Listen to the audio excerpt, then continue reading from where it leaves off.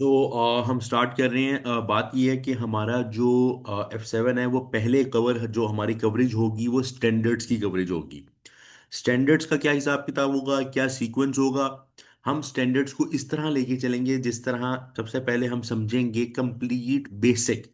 Basics क्या, जैसे कि हमारी जो फाइनेंशियल स्टेटमेंट्स हैं उस पर जो हमारा स्टैंडर्ड होगा। अब आपको पता है कि एफ थ्री में अगर आप लोगों ने ऑब्वियसली F3, मैं ये ज्यूम करूँ आप लोगों ने F3 कर लिया होगा। F3 में नॉर्मली हम पढ़ते थे, किसी चैप्टर में नॉन करंट एसेट पढ़ रहे हैं, किसी चैप्टर में हम एक्रूवल्स पढ़ रहे हैं, कहीं हम इंटेंजिबल एसेट पढ़ रहे हैं, कहीं हम टेंजिबल एसेट्स पढ़ रहे हैं। तो F3 में क्या होता था कि हम टॉपिकल चीजों को लेके चलते थे और जेनेरिक टॉपिक्स होते थे, जेनेरिक सबके अपने अपने रूल्स होते थे, हम उसके मुताबिक चल रहे होते थे। ठीक है,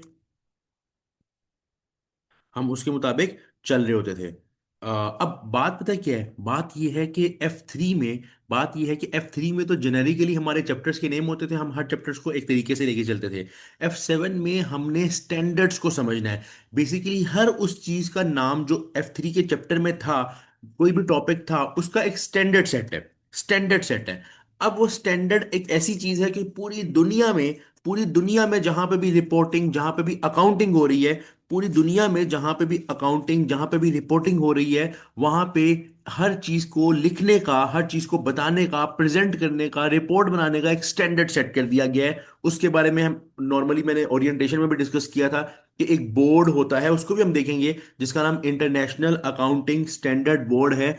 वो उस पूरे आईएसबी आईएसबी बेसिकली वो बोर्ड है जो बताता है कि यार ये चीज को इस तरह रिकॉर्ड करना है, इस केस में इस तरह रिकॉर्ड करना है, अगर ऐसा हो जाए तो इस तरह करना है। तो पूरी दुनिया में एक ही तरीके से रिपोर्टिंग या क्या कहते हैं, मतलब रिपोर्टिंग और क्या कहते हैं अकाउंटिंग के तरीके होते हैं। ठीक है।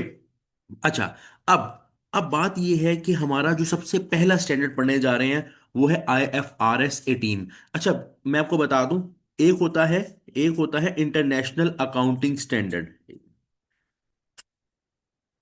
वेट,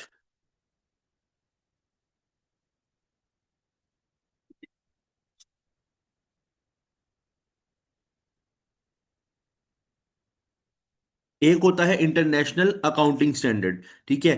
अब आई उसे बोला जाता है IAS। ठीक है।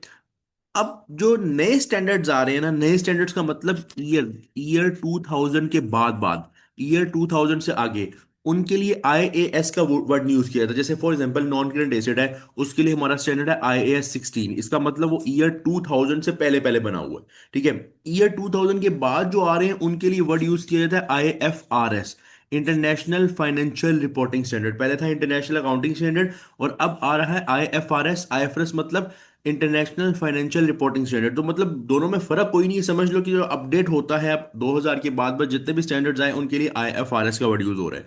तो हमारा स्टैंडर्ड स्टार्ट हो रहा है IFRS 18।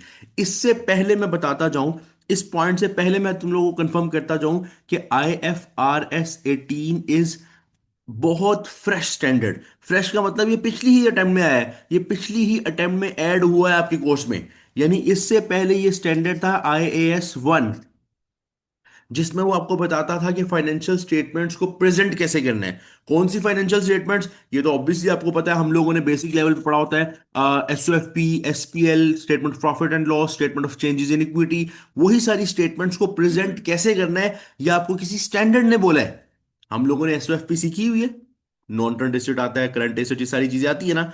तो भाई वो चीजें वहां क्यों लिखनी है, किस सीक्वेंस में लिखनी है, आपको बताता है ये स्टैंडर्ड। ठीक है। पहले ये IS 1 था, और IS 1 अब खत्म हो गया है, उसकी जगह IFRS 18 आ गया है, जिसको हम कंटिन्यू करने जा रहे हैं। अच्छा, अब बात ये है कि आप लोगों के जो, wait a minute, let me थोड़ा सा इसको मैं इसके लिए F7। अच्छा, अब बात यह है कि हम लोगों का जो ये पहला स्टैंडर्ड है IFRS 18, वो है क्या, वो बताता है कि आपने अपने फाइनेंशियल स्टेटमेंट्स को प्रिपेयर कैसे करना है और डिस्क्लोज कैसे करना है। Preparation and disclosure in financial statement, ये आपके इस स्टैंडर्ड का नाम है। यानी हम इस स्टैंडर्ड में बहुत बेसिक लेवल ये समझने जा रहे हैं कि एक एक अकाउंटिंग रिपोर्टिंग जिन रिपोर्ट्स पे होती है, जो स्टेटमेंट्स बनती हैं फाइनेंशियल स्टेटमेंट्स, वो कैसे प्रेजेंट होनी है। ठीक है।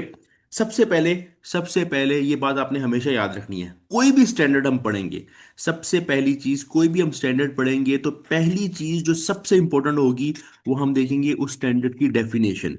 पहली चीज कभी भी, आज का लेक्चर असल में ये बहुत बेसिक लेवल लेक्चर है, अभी तो स्टैंडर्ड में बहुत चीजें ऊपर नीचे उतार चढ़ाव आएगा। ये बहुत बेसिक है, बेसिकली नॉलेज बेस्ड स्टैंडर्ड है, सिंपल हमें समझना कि यार स्टेटमेंट इस तरह बनती है और सारे मामला। लेकिन कभी भी मैं कोई भी स्टैंडर्ड कराऊंगा कल को, IS 16, IS 38, कोई भी चीज मैं जब बता रहा हूँ कल को, तो वो सारी चीजें जो है उसके अंदर, सारे स्टैंडर्ड जो है उसके अंदर सबसे पहली चीज जो मैटर करेगी वो डेफिनेशन है। क्यों? क्यों? क्योंकि डेफिनेशन पूरी के अंदर जो जो टर्म्स होंगी, उस क्राइटेरिया पे अगर हमारी बात उतर रही होगी तो हम उसको वो चीज क्लासिफाई कर देंगे। जैसे IS 16 की एक डेफिनेशन है, अगर हमारी कोई चीज उस डेफिनेशन पे उतर रही है, पूरे कंपोनेंट्स पूरे कर रही है, तो हम कहेंगे हाँ यार ये IS 16 के अंडर क्लासीफाई हो गया। IFRS 18 की डेफिनेशन क्या है? वो लिखा हुआ है IFRS 18 applies to all general purpose financial statements. देखो, IFRS 18 कह रहा है कि वो सारी फाइनेंशियल, जो general purpose financial statements, basically वही जनरल फाइनेंशियल स्टेटमेंट्स जो हमने ऑलरेडी पढ़ी होती हैं, बेसिकली SOFP, जिसमें आप SPL कर लो, जिसमें आप SOCIE कर लो, जिसमें आप स्टेटमेंट ऑफ कैश फ्लोज कर लो, जिसमें आप डिस्क्लोजर्स कर लो, बेसिकली ये चार पांच टर्म्स हम लोग बेसिक लेवल पे पढ़ते हैं। स्टेटमेंट्स इसमें हमारे पास चार होती है main: SOFP, SPL, SOCIE, SOCF और डिस्क्लोजर्स। तो बेसिकली IFRS 18 अप्लाई होता है उन्हीं फाइनेंशियल स्टेटमेंट्स पे that are prepared and presented in accordance with international financial reporting standards. Basically वो कह रहा है कि फाइनेंशियल स्टेटमेंट्स पे ये क्या कहते हैं, जो स्टैंडर्ड है लागू होता है, और जिसमें हम ये देखेंगे कि जो प्रिपरेशन हो रही है वो इस तरह हो रही है जो IASB ने बोला, यानी इंटरनेशनल फाइनेंशियल रिपोर्टिंग स्टैंडर्ड के मुताबिक उसमें चीजें होंगी। अच्छा, अब वो क्या कह रहा है आगे देखो, जनरल पर्पस। अच्छा, अभी ये वाला स्टैंडर्ड में आपको ये डेफिनेशन, हर स्टैंडर्ड में डेफिनेशन रीड कराऊंगा किसी ना किसी नोट से, और ये नोट्स आपको भी शेयर होंगे, ये प्रॉपर नोट्स आपको भी शेयर होंगे, ये हम खुद बना रहे हैं। और हम लोगों ने इसके अंदर एक एक स्टैंडर्ड के प्रॉपर क्या क्या कंसर्न्स हैं, ACCA की क्या एग्जामिनर रिपोर्ट में क्या बातें हैं, F7 में किस लेवल की टेस्टिंग, सारे मामला को देखते हुए बड़े फ्रेश नोट्स बन रहे हैं, अपडेटेड नोट्स हैं। तो ये आप नोट्स ऑब्वियसली क्लास के बाद आपको जो है ना वो मिल जाएंगे, ठीक है। अच्छा, अब general purpose financial statements are those intended to serve user who are not in position to require financial reports tailor to their particular information needs. असल में फाइनेंशियल स्टेटमेंट्स क्या होती हैं? देखो, हमेशा जो भी फाइनेंशियल स्टेटमेंट्स होती हैं, जो भी फाइनेंशियल स्टेटमेंट हम कहते हैं, वो ऑब्वियसली वो ऑब्वियसली फाइनेंशियल स्टेटमेंट्स किसी को आपने जो प्रोवाइड करनी होती है वो आपका यूजर कहलाता है। अक्सर हम बोलते हैं ये यूजर ऑफ फाइनेंशियल स्टेटमेंट है। यूजर का मतलब कि ऐसा बंदा जिसने आपकी फाइनेंशियल स्टेटमेंट देखनी है, जिसने आपकी कंपनी की कंडीशन देखनी है, जिसने आपने कंपनी की कंडीशन देखनी है। अब ऑब्वियसली फॉर एग्जांपल मैं एक बंदा हूँ, एक जनरल, मैं एक सेल्स मैनेजर हूँ, एक कंपनी में, और मुझे देखना है कि यार इस पूरे पिछले 5 सालों में हमने कितनी सेल्स की हैं। तो ऑब्वियसली मैं बोलूंगा फाइनेंशियल स्टेटमेंट में मुझे दिखाओ SPL का, क्योंकि SPL में सेल्स होती है। तो मैं यूजर हूँ, तो ऑब्वियसली मुझे जनरल पर्पस फाइनेंशियल स्टेटमेंट, मतलब बेसिकली वो जो फाइनेंशियल स्टेटमेंट है मुझे रिक्वायर्ड होगी मेरी इंफॉर्मेशन के मुताबिक। अच्छा, अब एक बंदा फॉर एग्जाम्पल कंपनी का CEO है, उसने पूरी फाइनेंशियल पोजीशन भी देखनी है, उसने पूरी फाइनेंशियल स्टेटमेंट भी देखनी है, कैश फ्लोज भी देखने हैं, तो उसके लिए वो फाइनेंशियल स्टेटमेंट, सारी फाइनेंशियल स्टेटमेंट्स मैटर करेंगी, कि ऑब्वियसली वो फाइनेंशियल स्टेटमेंट्स को रिव्यू करेगा और देखेगा कि बिजनेस के अंदर जो बिजनेस के हालात हैं, बिजनेस की परफॉर्मेंस है, बिजनेस की जो पोजीशन है वो क्या है। तो जिस बंदे को जिस मकसद के लिए फाइनेंशियल रिपोर्ट्स चाहिए होती है, जिस मकसद के लिए फाइनेंशियल स्टेटमेंट्स चाहिए होती हैं, ऑब्वियसली आप उनको प्रोवाइड करते हो। और वैसे भी प्रोवाइड क्या करते हो, वैसे भी आपको पता है फाइनेंशियल स्टेटमेंट्स जो होती हैं वो पब्लिक होती हैं। वो ऐसा नहीं होता कि वो प्राइवेटली कंपनी के अंदर रहें। फाइनेंशियल स्टेटमेंट्स होती ही पब्लिक हैं। और अगर आप अपनी कंपनी की फाइनेंशियल स्टेटमेंट्स को पब्लिक नहीं करते, डिस्क्लोज नहीं करते, और इंटरनेट पे अपडेट नहीं करते, या फिर अपने किसी भी दुनिया में कोई भी जो बोर्ड्स होते हैं जहाँ पे कंपनी से रिलेटेड कोई भी बोर्ड है, कोई गवर्नमेंट का इदारा है, उनकी वेबसाइट पे अपनी फाइनेंशियल स्टेटमेंट्स नहीं अपडेट अपडेट करते, तो आपकी कंपनी बंद हो सकती है। तो ये तो कंफर्म हो गया कि इस पब्लिक फाइनेंशियल स्टेटमेंट को कोई भी रिव्यू कर सकता है। हाँ, हर बंदा अपने मकसद के मुताबिक रिव्यू करेगा। अगर फॉर एग्जाम्पल बैंक है, मैं बैंक से पैसे लेने जाता हूँ, तो बैंक मेरे फाइनेंशियल स्टेटमेंट पूरी नहीं देखेगा। वो देखेगा यार पहले इन्होंने कितना लोन लिया और क्या इनके कैश थे, इनके पास कैश कितना पड़ा हुआ है। तो डिफरेंट बंदे के लिए डिफरेंट इंटेंशन है, डिफरेंट इंटेंशन के मुताबिक डिफरेंट लोग डिफरेंट तरीके से एक कंपनी का जायजा ले रहे होते हैं, ठीक है। तो ये सारा मामला कि फाइनेंशियल, अब ये जो IFRS 18 है वो अपनी तरफ से जो आईएफआरएस 18 है वो अपनी तरफ से एक प्रॉपर स्टैंडर्ड देता है, एक प्रॉपर तरीका बताता है कि फाइनेंशियल स्टेटमेंट्स को प्रिपेयर कैसे करने हैं, इसके अंदर कौन सी चीजें कहाँ कैसे क्यों आनी है, ठीक है। अच्छा, फ्रीक्वेंसी ऑफ रिपोर्टिंग का मतलब कि फाइनेंशियल स्टेटमेंट्स जो बनेंगी वो कितने वो कितने अरसे की बनेगी। तो हमें पता है financial statements normally normally 1 year के लिए बनती है, और 52 वीक्स, बेसिकली 52 वीक्स 1 ईयर ही होते हैं। लेकिन 1 ईयर और 52 वीक्स ये स्टैंडर्ड के अंदर पार्ट है। स्टैंडर्ड जो प्रॉपर आपका स्टैंडर्ड एफरेज रेटिंग उसके अंदर प्रॉपर लिखा हुआ है कि फ्रॉम फॉर 1 ईयर और 52 वीक्स जनरली 1 साल के लिए बनती है। अच्छा, अब बात यह है अब बात यह है कि जो फाइनेंशियल स्टेटमेंट्स हैं इनके ऊपर पहले जाते हैं। ये जो जो ये दो टर्म्स हैं इनको मैं बाद में डिस्कस करता हूँ। फाइनेंशियल स्टेटमेंट्स को हम पहले डिस्कस करते हैं, फिर मैं वो सारा बताता हूँ। हम लोगों ने बेसिक लेवल पे एसपीएल किस तरह पढ़ी होती है कि एक हमारा तरीका जो IAS 1 के मुताबिक था, जो IAS 1 के मुताबिक था। तो हमारे पास ऑब्वियसली फाइनेंशियल स्टेटमेंट्स में तमाम फाइनेंशियल स्टेटमेंट्स है, लेकिन मैं सबसे पहले मैं आपको statement of profit and loss के बारे में बात बताने लगा, एसपीएल के बारे में बात बताने लगा हूं। फिर हम बाकी स्टेटमेंट्स को देखेंगे। सबसे पहले मैं एसपीएल पे बात करने लगूं। अब एसपीएल के बारे में अगर मैं आपसे जनरली पूछूं तो हर स्टूडेंट जिसने फाउंडेशन पढ़ा हुआ है, बेसिक लेवल पढ़ा हुआ है, वो यही बोलेगा कि सर हम सेल्स जो इनकम है उसमें से कॉस्ट ऑफ सेल्स माइनस करेंगे, ग्रॉस प्रॉफिट निकालेंगे, इसमें से हम सारे वो जो जनरल एक्सपेंसेस हैं वो माइनस करेंगे। जनरल एक्सपेंसेस के बाद सर हमारा आ जाएगा पीबीआईटी, पीबीआईटी के बाद सर हम फाइनेंस कॉस्ट माइनस करेंगे, और फाइनेंस कॉस्ट के बाद आएगा पीबीटी, और पीबीटी के बाद हम टैक्स माइनस करेंगे, तो हमारा प्रॉफिट आ जाएगा।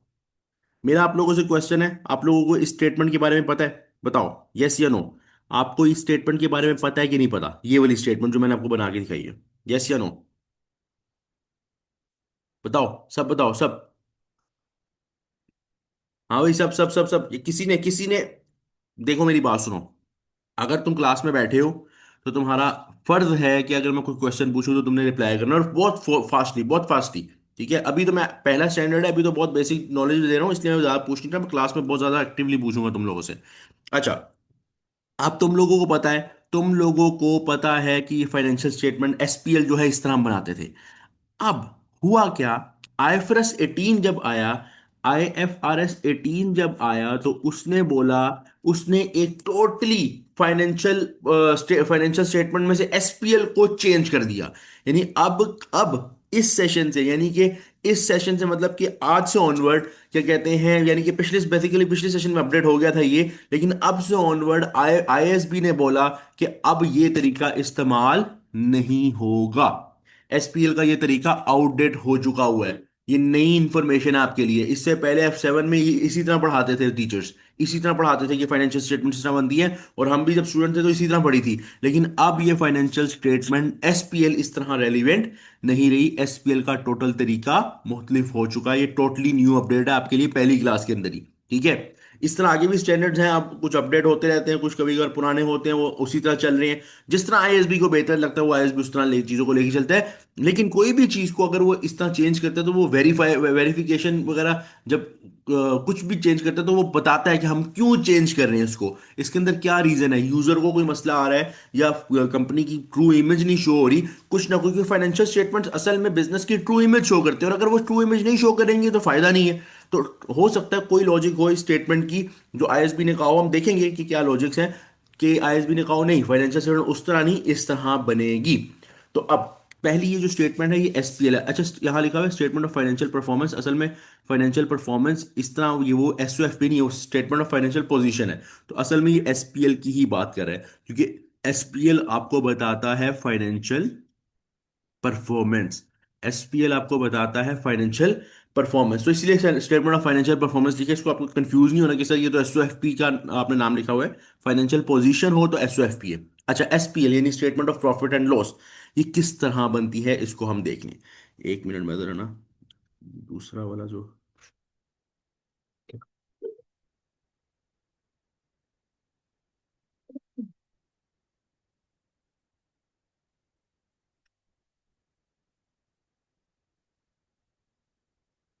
अच्छा, तो अब हम देखने जा रहे हैं कि स्टेटमेंट ऑफ फाइनेंशियल परफॉर्मेंस यानी एसपीएल का आईएफआरएस 18 के मुताबिक किस तरह बनना होगा, यानी अब से ऑनवर्ड कंपनीज क्या फॉलो करेंगी इस चीज के लिए, ठीक है। तो अब मैं पहले आपको थोड़ा स्ट्रक्चर बता देता हूँ, पहले थोड़ा स्ट्रक्चर बता देता हूँ कि आपकी जो आपका जो बोर्ड है ना आईएसबी, उसने बोला कि फाइनेंशियल परफॉर्मेंस यानी एसपीएल जो बनेगी, एसपीएल जो बनेगी वो डिफरेंट कैटेगरीज के अंदर बनेगी, डिफरेंट कैटेगरीज में बनाई जाएगी। डिफरेंट कैटेगरीज का मतलब कि पहले हम बनाते थे सिंपल सेल्स, तो सेल्स सारी, कोई भी इनकम है इनकम वहां जाती थी। कॉस्ट ऑफ सेल्स सारी कॉस्ट, जो कॉस्ट ऑफ सेल्स थी उसमें जाती थी।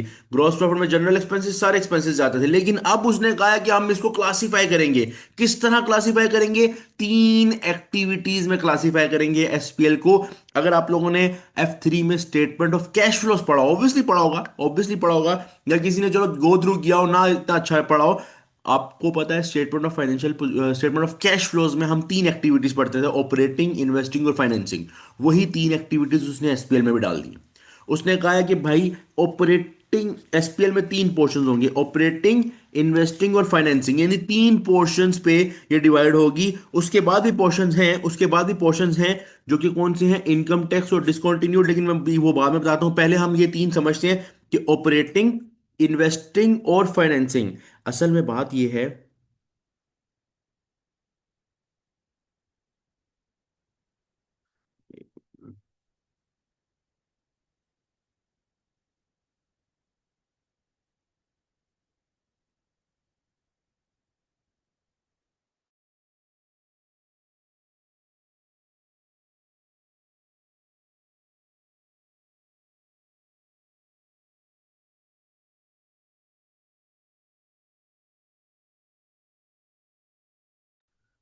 अच्छा, अब अब बात यह है कि उसने आपकी फाइनेंशियल स्टेटमेंट को तीन हिस्सों में डिवाइड, तीन कैटेगरीज में डिवाइड कर दिया। क्यों? वजह बनती है, पहले हम पूछते हैं ना आईएसबी से, भाई क्या वजह, क्या आईएफआरएस 18 लाने की, आईएस 1 से क्या मसला था तुम लोगों को? इतने सालों से आईएस 1 चल रहा था, इतने सालों से बच्चे याद करते sales minus cost of sales और ये सारी चीजें, ये सारी बातें जो है वो देखी जा रही थी। लेकिन अब ऐसा क्या मसला हो गया? तो भाई मसला ये हुआ कि आईएसबी ने कहा कि हम जब statement of profit and loss किसी को शो कराते हैं, हम किसी को बताते हैं ये हमारी एसपीएल है, ये हमारी इनकम स्टेटमेंट है, तो होता ये, जब वो देख रहा होता है तो वो तो यही समझ रहा होता है कि सेल्स, अगर फॉर एग्जाम्पल इतनी सेल्स हुई है, फॉर एग्जाम्पल इनकम इतनी हुई है, तो वो तो यही समझ रहा होता है कि बिजनेस ने बड़ा अच्छा परफॉर्म किया इस बार। जबकि हो ये सकता है कि उस सेल्स में एक ऐसी इनकम हो जो कंपनी के फॉर एग्जाम्पल डिविडेंड से आई हो, कंपनी ने कहीं आगे इन्वेस्ट किया हो वहां से डिविडेंड इनकम आई हो, कंपनी के फॉर एग्जाम्पल कंपनी ने कहीं पैसा लगाया हो, फॉर एग्जाम्पल एक बात करें कि अगर कंपनी ने कहीं पैसा लगाया हो, कहीं इन्वेस्टमेंट की हो, वहां से उसको इंटरेस्ट या कोई पैसा आ रहा हो, ठीक है, तो अब वो इनकम जब इस सेल्स में जाएगी तो दिखने में लग रहा है मैं बात करूं, दिखने में लग रहा है कंपनी ने 1 लाख डॉलर कमाए, दिखने में लग रहा है 1 लाख। हो सकता है 1 लाख में से 70,000 वो पैसा हो जो कहीं और से इस कंपनी को इनकम आई हो, उसने अपनी सेल्स में शो कर दिया हो। देखने वाले को तो यही लगेगा कि तुम्हारा धंधा बेहतर चल रहा है, लेकिन असल में तुम्हारा धंधे से जो पैसा निकल रहा है वो सिर्फ 30,000 निकल रहा है, क्योंकि हमने इस सेल्स की, इस इनकम की कैटेगरी नहीं बनाई हुई। हम शो करते हैं सेल्स तो सेल्स। तो ऐसे नहीं करना। ट्रू इमेज ये है कि बताओ कि भाई ये पला पैसा, ये जो 30,000 है, ये हमने इस रेलिवेंट कारोबार से निकाला है, इस कारोबार से निकाला है। हमारा पैसा जो कहीं और इन्वेस्टेड है वहां से इनकम आ रही है, उसको अलग कैटेगरी में शो करो, ताकि क्लियर हो देखने वाले को कि भाई ये इनको धंधा कितना करना आता है, ऑपरेशंस कितने बेहतर चलाने आते हैं। जिस तरह मैं आपको एक एग्जांपल बताता हूँ, एक छोटी एग्जांपल देता हूँ। फॉर एग्जांपल मेरा काम है क्या एज्यूम करें, मोबाइल्स बेचना, ठीक है, मोबाइल्स बेचना। तो इसका मतलब मेरी ऑपरेटिंग एक्टिविटी क्या है? मोबाइल्स बेचना। मैं अगर मोबाइल बेच के पैसा कमाऊंगा तो वो मेरी ऑपरेटिंग एक्टिविटी है, मेरी अच्छा धंधा चला रहा हूँ, अच्छा काम चला रहा हूँ मैं, यही मतलब है। हुआ ये कि मेरे पास ना एक अपॉर्चुनिटी आई, मेरे बिजनेस में काफी पैसा पड़ा था, मैंने देखा कि ना मैं ना ये ना सात वाली जो दुकान है ना, अपने सात वाली दुकान ये खरीद लेता हूँ, अपने सात वाली दुकान खरीद लेता हूँ। मैंने सात वाली दुकान खरीदी, बिजनेस के पैसों से खरीदी, अपने नहीं, बिजनेस में पैसा था, बिजनेस के पैसों से सात वाली दुकान खरीदी। और उस दुकान से रेंट कमाना शुरू कर दिया, वहां से मुझे रेंट आना शुरू हुआ, वो भी मेरी इनकम ही है। अब मैंने फॉर एग्जाम्पल पूरे बिजनेस की जब इनकम बना रहा हूँ, बिजनेस की तरफ से इन्वेस्टमेंट है, तो बिजनेस में इनकम जब आएगी तो मैंने इनकम में लिख दिया कि मेरी ये इनकम है, ठीक है। अब फॉर एग्जाम्पल ये जो टोटल इनकम मेरी बन गई, फॉर एग्जाम्पल 50,000 मैंने मोबाइल बेच के कमाए, 50,000 मैंने रेंट कमाया, तो दिखने में तो लग रहा है मैंने 1 लाख की सेल किया क्योंकि इनकम आई है। दिखने में तो इनकम 1 लाख की लग रही है क्योंकि वो सेग्रीगेटेड नहीं है, वो सेग्रीगेटेड नहीं है, वो बल्कि एक ही जगह मैंने सेल्स शो की हुई है। तो देखने वाला कहेगा यार बड़ा अच्छा काम कर रहा है, जबकि मैं सिर्फ इस काबिल था, मैं 50,000 का धंधा कर रहा था, वो एक अलग कैटेगरी थी, वहां से इनकम आ रही थी। सिर्फ इनकम नहीं, एक्सपेंसेस में बिस्तरा होगा। अलग कैटेगरी से इनकम और एक्सपेंसेस जो होंगे उसको अगर मिक्स कर देंगे ऑपरेशंस के साथ, तो होगा ये कि क्लियर इमेज इनकम की नहीं शो होगी। इसीलिए स्टैंडर्ड ने बोला कि नहीं भाई नहीं, हम जो है ना अपने पूरे पूरी एक चीज को, पूरे एक एसपीएल को गलत इमेज के तौर पे नहीं लेके जाएंगे। हम प्रॉपरली बताएंगे कि एसपीएल में ऑपरेटिंग की वजह से ये पैसा बना, इन्वेस्टिंग की वजह से ये पैसा बना, और फाइनेंसिंग की वजह से ये पैसा बना। और उसके बाद जो दो आगे मैंने बताने वो मैं आपको बताऊंगा। मुझे बताओ लॉजिक क्लियर हुई है कि ये आईएफआरएस 18 क्यों आया, एसपीएल चेंज क्यों हुई? अगर नहीं समझ आई तब भी पूछ लो, अगर आ गई तब भी बता दो। हाँ भाई, समझ आई है तुम लोगों को? एक दफा यस लिखो अगर समझ आई है, एक दफा यस लिख दो अगर समझ आई है। हाँ भाई, बाकी स्टूडेंट्स, बाकी एक एक रिप्लाई आया बस, मुझे एक रिप्लाई आया, बाकी स्टूडेंट्स कहाँ सो रहे हो भाई?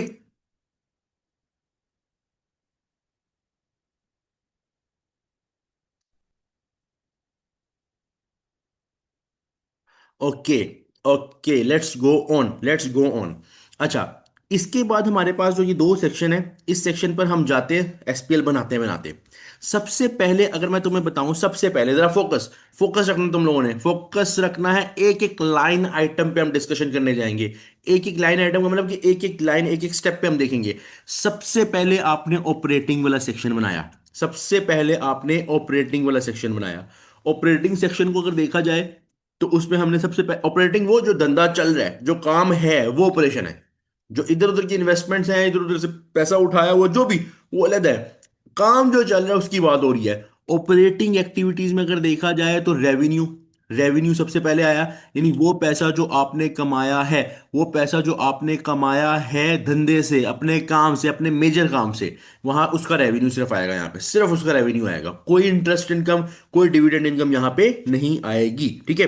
अच्छा, दूसरे नंबर पे माइनस हो रहा है उसमें से कॉस्ट ऑफ सेल्स। हमें पता है रेवेन्यू में से cost of sales sir minus होता है, हमने पहले ही पढ़ा हुआ है, डन है। लेकिन यहाँ वो कॉस्ट ऑफ सेल्स आएंगी, वो कॉस्ट ऑफ सेल्स आएंगी जो रिलेटेड टू ऑपरेशंस हैं।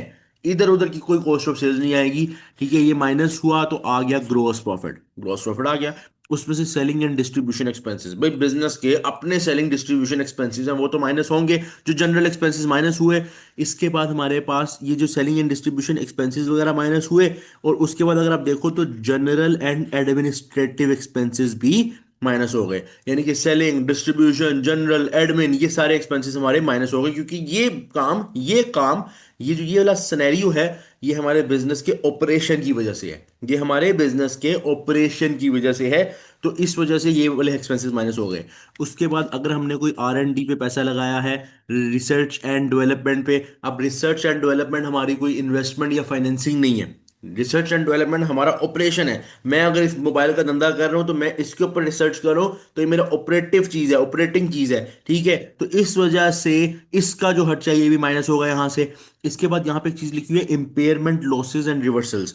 अभी सिंपल इसको समझ लो लाइन, इस पे पूरा स्टैंडर्ड है हमारा, इस पे हमारा पूरा स्टैंडर्ड है। और वो हम स्टैंडर्ड अभी देखेंगे, पूरा आईएएस इस पे बना हुआ है कि इम्पेयरमेंट लॉस होता क्या है, ये यहां क्यों आता है, सारा इसको हम देखेंगे। अच्छा, उसके बाद अगर आप देखो तो लास्ट पे आपको,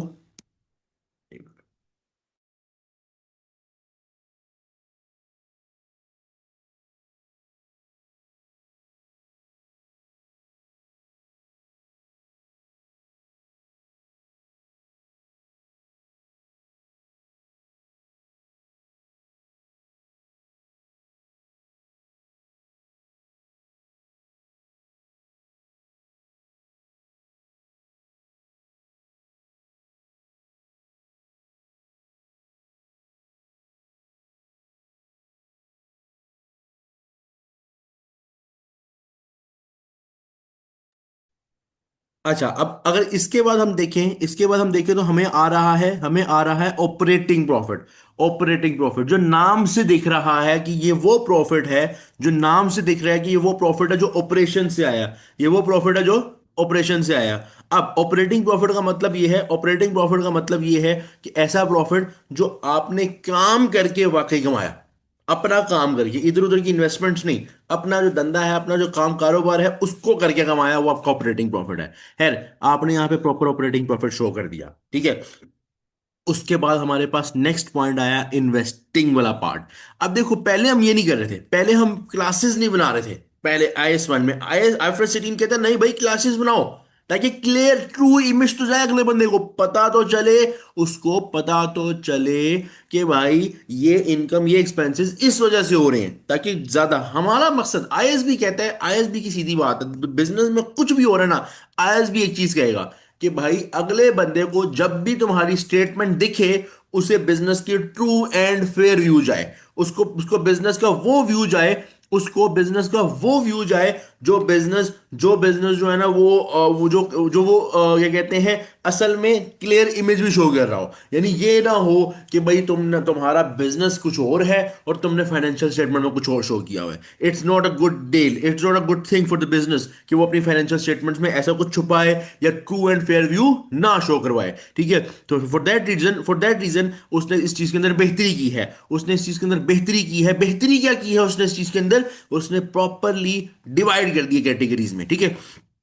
आप लोगों को मे भी लगेगा कि मैं बहुत ज्यादा डिटेल में एक एक बात दोहरा रहा हूं। ऐसा नहीं, दोहराने का मकसद सिर्फ ये है, ये शुरू शुरू में जो बेसिक्स है ना, एक दफा पक्की करनी है आपकी। उसके बाद इंशाल्लाह स्टैंडर्ड्स में हमारे पॉइंट्स टू पॉइंट्स आएंगे, वो हमने समझने हैं। F7 में बात ये है कि आपकी ये जो बेस स्ट्रांग होगी ना समझने की, एक वो ये फाइनेंशियल स्टेटमेंट्स की, तो एक एक लाइन आइटम में हमने स्टैंडर्ड पढ़ना है और वो बड़ा क्लियर आपको समझ आएगा, ठीक है। अच्छा, अब इन्वेस्टिंग एक्टिविटी में क्या है? पहला लिखा हुआ है इंटरेस्ट या डिविडेंड इनकम फ्रॉम इन्वेस्टमेंट्स। वही बात आ गई, आ गई बात बोली, आ गई कि मेरे बिजनेस ने कहीं और इन्वेस्ट किया, मेरे बिजनेस ने कहीं और इन्वेस्ट किया, वहां से उसको इनकम आ रही है। अब इस पे पूरा स्टैंडर्ड है IFRS 9, इस पे पूरा स्टैंडर्ड है IFRS 9। IFRS 9 क्या बोलता है कि जो भी इनकम या जो भी आपको ऐसा डिविडेंड आ रहा है कहीं इन्वेस्टमेंट से, कहीं आपने इन्वेस्टमेंट किया वहां से आपको डिविडेंड आ रहा है, ठीक है। अब वो इनकम को हम पहले इनकम में ऊपर प्रॉपर ऑपरेटिंग के दरमियान में मिक्स कर देते थे, अब नहीं करना। IFRS 18 is totally new standard जो कह रहा है कि इस इनकम को अंडर इन्वेस्टिंग कैटेगरी शो करना है। मैंने अपनी इनकम यहां लिख दी, मैंने इनकम लिख दी। इसी तरह rental income on investment property, इस पे भी पूरा स्टैंडर्ड है। मैंने आपको बताया हुआ है, मैंने आपको एक एक चीज बताई है। जो जो टॉपिक हम पढ़ेंगे ना, जो जो लाइन यहां पढ़ रहे हैं हम, उन सब पे स्टैंडर्ड बना हुआ है। वो तमाम स्टैंडर्ड्स हमने F7 में पढ़ने हैं, क्या करके, ठीक है। तो IS 40 के मुताबिक जो आपको रेंटल इनकम आती है इन्वेस्टमेंट प्रॉपर्टी से, इन्वेस्टमेंट प्रॉपर्टी क्या होती है? आपने कहीं और जगह ली, उससे वहां से रेंटल इनकम आ रही है, ये भी आपकी इनकम इन्वेस्टिंग की कैटेगरी में आएगी, ऑपरेटिंग नहीं है। इसी तरह गेन या फिर loss on sales of investment and investment property. भाई मेरी बात सुनो, मेरी बात सुनो। तुमने कोई इन्वेस्टमेंट की हुई है, की हुई है, ठीक है। तुमने कोई हो सकता है इन्वेस्टमेंट में किसी कंपनी में इन्वेस्ट किया हो, या किसी घर में इन्वेस्ट किया हो, किसी प्रॉपर्टी में किया हो, किसी भी चीज में इन्वेस्ट किया हो, तुमने इन्वेस्टमेंट की हुई है, डन हो गया। कल को तुम्हें इन्वेस्टमेंट बेचनी पड़ सकती है, बिल्कुल बेचनी पड़ सकती है। उस इन्वेस्टमेंट को बेचते वक्त लॉस प्रॉफिट हो सकता है, बिल्कुल हो सकता है। F3 में तुम्हारा कॉन्सेप्ट था, F3 में तुम्हारा कॉन्सेप्ट था gain loss on disposal, non current asset, chapter number 6 और 7 था कैप्लन का, 6 7 था कैप्लन का, और FA 2 का 7 8 था, ठीक है। उसमें हमने पढ़ा था gain loss on disposal, profit loss on disposal, जिसमें हम कहते थे क्या इस चीज की नेट बुक वैल्यू आज इतनी है, इतने में बेचेंगे, ये प्रॉफिट या गेन हो गया, होता था रिवैल्यूएशन। और एक तो रिवैल्यूएशन वाला टॉपिक था, एक था डिस्पोजल वाला। भाई जब तुम कल को अपनी इन्वेस्टमेंट्स या प्रॉपर्टी बेचते हो, उस बेचने पे तुम्हें प्रॉफिट या लॉस आ सकता है, बिल्कुल आ सकता है। तुम बोलोगे आ सकता है, तुम बोलोगे आ सकता है। वहां से जो गेन या लॉस आएगा, उसको पहले हम कंसीडर करते थे नॉर्मल ऑपरेशंस के अंदर, लेकिन अब इन्वेस्टिंग के अंडर आएगा, क्योंकि इन्वेस्टमेंट प्रॉपर्टी है, इन्वेस्टमेंट्स की बात हो रही है, उस पे गेन लॉस आ रहा है, उसके सेल से गेन लॉस आ रहा है, वो यहां पे ऐड लेस होगा, गेन होगा ऐड होगा, लॉस होगा माइनस होगा, ठीक है। इसी तरह transaction cost on investment of, ये जो FVTPL लिखा हुआ है, अगेन मैं आपको यहाँ पे बता दूं कि ये जो IFRS 9 हमने पढ़ा था ना, ये उसी से रिलेटेड है, IFRS 9 से ही रिलेटेड है। ये पॉइंट क्या लिखा हुआ है अभी तो आपको बिल्कुल समझ नहीं आएगा। FVTPL का मतलब है fair value through profit and loss. लेकिन अभी छोड़ दो, अभी छोड़ दो, इस पे पूरा स्टैंडर्ड पढ़ेंगे और सुकून से पढ़ेंगे, सुकून से, क्योंकि आईएफआरएस 9 एक ऐसा स्टैंडर्ड है। F7 में हम उसे पढ़ेंगे ऑब्वियसली, लेकिन ये एक ऐसा स्टैंडर्ड है। आप F7 के किसी स्टूडेंट से पूछ लो, किसी सीनियर से पूछ लो आईएफआरएस 9 के बारे में, वो सर पकड़ के बैठ जाएगा, वो सर पकड़ के बैठ जाएगा, वो सर पकड़ के बैठ जाएगा। रीजन क्या है, क्यों? क्योंकि आईएफआरएस 9 बड़ा घुमा फिरा के स्टैंडर्ड है। ठीक है, F7 में जिस हद तक होगा पढ़ेंगे, प्रैक्टिस करेंगे, समझेंगे, लेकिन IFRS 9 को आज तुम रिसर्च करना शुरू कर दो ना सिर्फ इसी स्टैंडर्ड पे, तो तुम्हारी 1000 पेजेस की किताब पूरी हो जाएगी। मैं तुम्हें ऐसे से IFRS 9 के आर्टिकल दिखाता हूँ, हजार हजार पेजेस पे लिखे हुए, फिर भी स्टैंडर्ड पूरा नहीं हुआ। ये अकेले स्टैंडर्ड की बात कर रहा हूँ, लेकिन जितना हमने पढ़ना हमने तो उतना ही पढ़ना ना। तो IFRS 9 के अंदर ये transaction cost on fair value through PNL पे जो इन्वेस्टमेंट है उनकी, ये भी यहाँ माइनस होगी, कॉस्ट है इसलिए माइनस होगी। अब क्यों माइनस होगी? क्योंकि आप सिर्फ ये समझो, क्योंकि this is the cost related to the investment, तो जहां इन्वेस्टमेंट है वहां पे इन्वेस्टिंग एक्टिविटी की बात होगी, जहां इन्वेस्टमेंट है वहां इन्वेस्टिंग एक्टिविटी की बात होगी। उसके बाद यहां पे आएगा, जब तुम ये सारा, अच्छा ये जो प्रॉफिट था तुम्हारा, पहले ऑपरेटिंग प्रॉफिट आया था, उसमें से तुमने इन्वेस्टमेंट वाले सारे पोर्शन को किया, उसके बाद तुम्हें आ गया PBFT, यानी कि profit before finance and tax भी बोल सकते हैं, और PBIT भी बोल सकते हैं, profit before interest and tax. Profit before interest and tax, यहाँ तुम्हें प्रॉफिट आ जाएगा जो मतलब कि जिसमें से तुमने ऑपरेटिंग ऑपरेटिंग प्रॉफिट में से ये सारी चीजें एडलेस करके प्रॉफिट बिफोर फिर फाइनेंस एंड टैक्स, यानी इंटरेस्ट एंड टैक्स को यहाँ पे शो करना है। और ये याद रहे, पहले ऑपरेटिंग बिल्कुल अलग रखना है, फिर इन्वेस्टिंग लेके आना है। अच्छा, अब थर्ड कंपोनेंट, थर्ड कंपोनेंट है फाइनेंसिंग। थर्ड कंपोनेंट है फाइनेंसिंग। पहले तो हम फाइनेंसिंग का मतलब तो समझे ना, पहले हम समझे तो सही उस्ताद जी, फाइनेंसिंग होता क्या है, होता क्या है, होता क्या है, ये देख लेते हैं। ये देखो फाइनेंसिंग ये होता है, जरा गौर से समझना, एक एक पॉइंट समझाऊंगा, वो समझ आ गया, उसके बाद आगे कुछ भी नहीं है, ठीक है? बस पॉइंट्स गौर से समझना। ये तुम्हारा एक बिजनेस है, ये तुम्हारा एक बिजनेस है। अच्छा, मेरा तुमसे सवाल है, तुम फॉर एग्जाम्पल कप्स बेचते हो, फॉर एग्जाम्पल कप्स बेचते हो, तुमने इसको सेल किया। मेरा तुमसे सवाल है, क्या ये तुम्हारी ऑपरेटिंग एक्टिविटी है या इन्वेस्टिंग है? जल्दी बताओ, जल्दी, ये तुम्हारी ऑपरेटिंग एक्टिविटी है कप्स को बेचना, या इन्वेस्टिंग है? जल्दी बताओ, यहां से जो पैसा आएगा उसको कहां क्लासिफाई करोगे? बताओ। बी फास्ट, बी फास्ट, किसी का रिप्लाई नहीं आया अभी तक, सब स्टूडेंट्स सबने बताना है, सबने। ये कौन सी एक्टिविटी है तुम्हारी, ये कौन सी एक्टिविटी है? कप्स को बेचना, तुम्हारा बिजनेस ही कप्स का है और तुम कप्स बेच रहे हो, ये कौन सी एक्टिविटी है? बाकी स्टूडेंट्स, बाकी बेटा, सबका रिप्लाई आएगा तो आगे चलूंगा, सबका रिप्लाई, मैं नहीं चल रहा आगे इस तरह, तुम लोग रिप्लाई करोगे तो आगे चलेंगे हम। अभी भी रिप्लाईज रहते हैं, अभी भी रिप्लाईज रहते हैं, कितने रिप्लाईज आए? बेटा जो तुम में से रिप्लाई नहीं कर रहा, मैं तुम्हें बता रहा हूं, मैं तुम्हें छोड़ूंगा नहीं। अच्छा, अब अब बात ये है कि तुम कब्ज बेचो, तुम्हारी ऑपरेटिंग एक्टिविटी को, तुम्हारा धंधा ही कब्ज बेचना है, ठीक है? अच्छा, अब दूसरी बात, जरा गौर से समझना, गौर से, वो भी तुमने बताना है, रेडी रहो, रेडी, कीबोर्ड पे हाथ रखो, कीबोर्ड पे हाथ रखो, मुझे बताओ कि हमारे बिजनेस ने एक जगह पे क्या कहते हैं, लैंड ली, उसने परचेज की एक लैंड, ये कौन सी एक्टिविटी है? यहाँ मतलब ये जो इसकी कॉस्ट, जो इसका एक्सपेंस हुआ है जमीन लेने पे, ये कौन सी एक्टिविटी है? नॉर्मल एक्सपेंस है या इन्वेस्टिंग एक्टिविटी है? जल्दी बताओ, नॉर्मल एक्सपेंस है या इन्वेस्टिंग एक्टिविटी है? बताओ।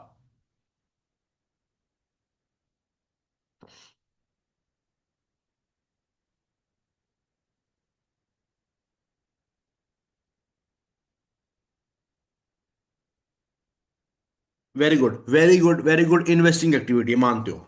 अच्छा, अब हमारा बिजनेस बड़ा अच्छा चल रहा था, धंधा शंधा चल रहा है, बेच रहे हैं, सेल्स कर रहे हैं, पैसा बनी जा रहा है, कैश पे कैश बैलेंस बढ़ी जा रहा है। हमने कैश बैलेंस उठाया, लैंड ले ली, ठीक है?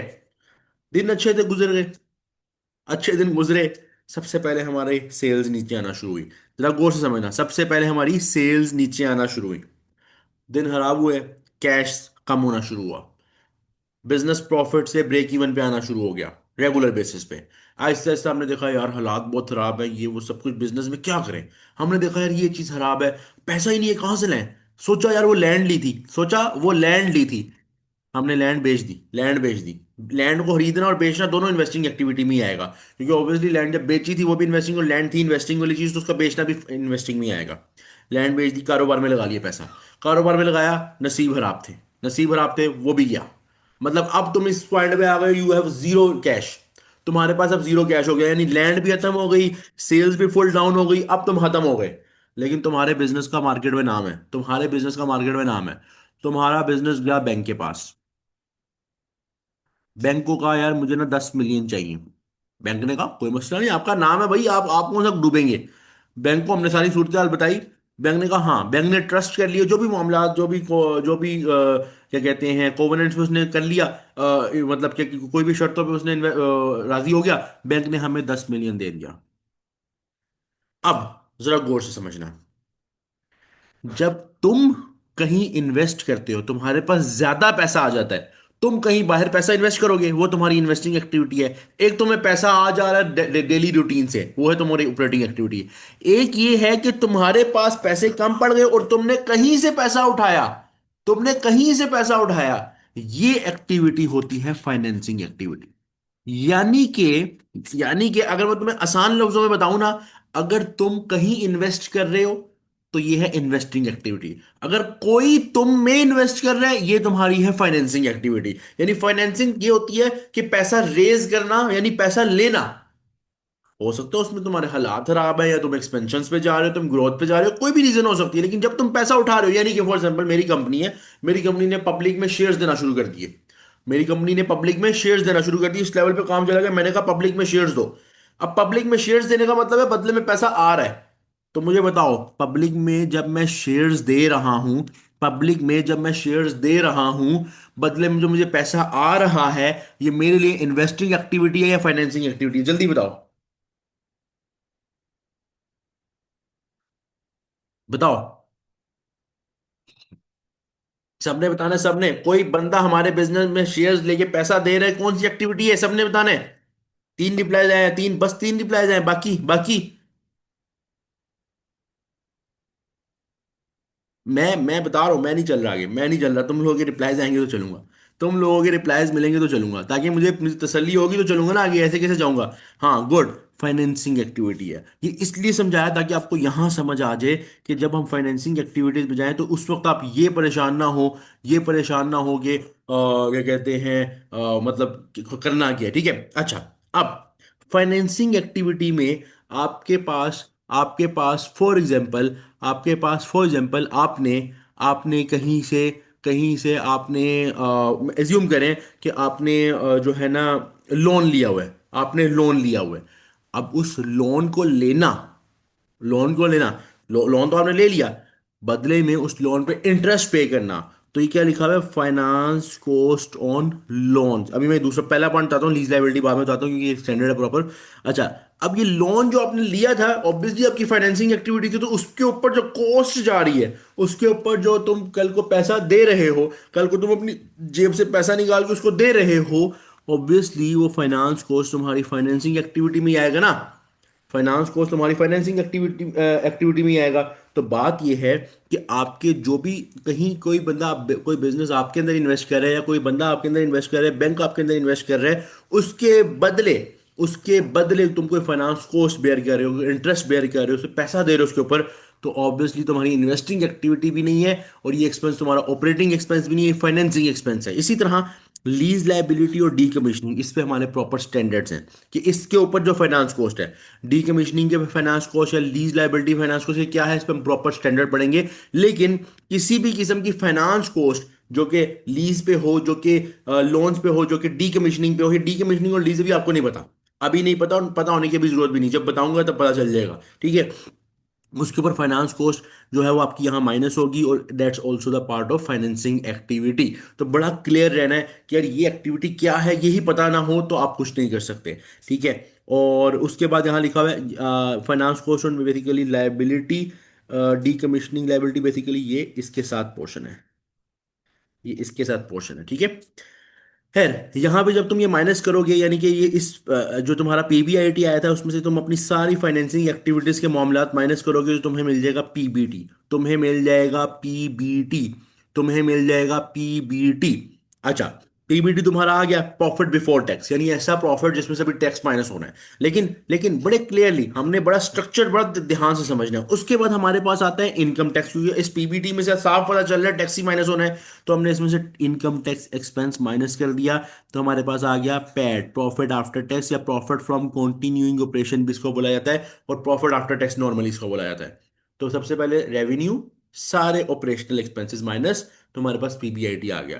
फिर हमने उसमें से क्या किया, इन सारी इन्वेस्टिंग एक्टिविटी की। ठीक है, सॉरी, हमारे पास ऑपरेटिंग प्रॉफिट आ गया। ऑपरेटिंग प्रॉफिट में से हमने सारी इन्वेस्टिंग एक्टिविटीज जो इनकम आ रही है या कोई एक्सपेंस या गेन लॉस हो रहा है इन्वेस्टमेंट पे, वो प्लस माइनस किया, हमारे पास पीबीआईटी आ गया।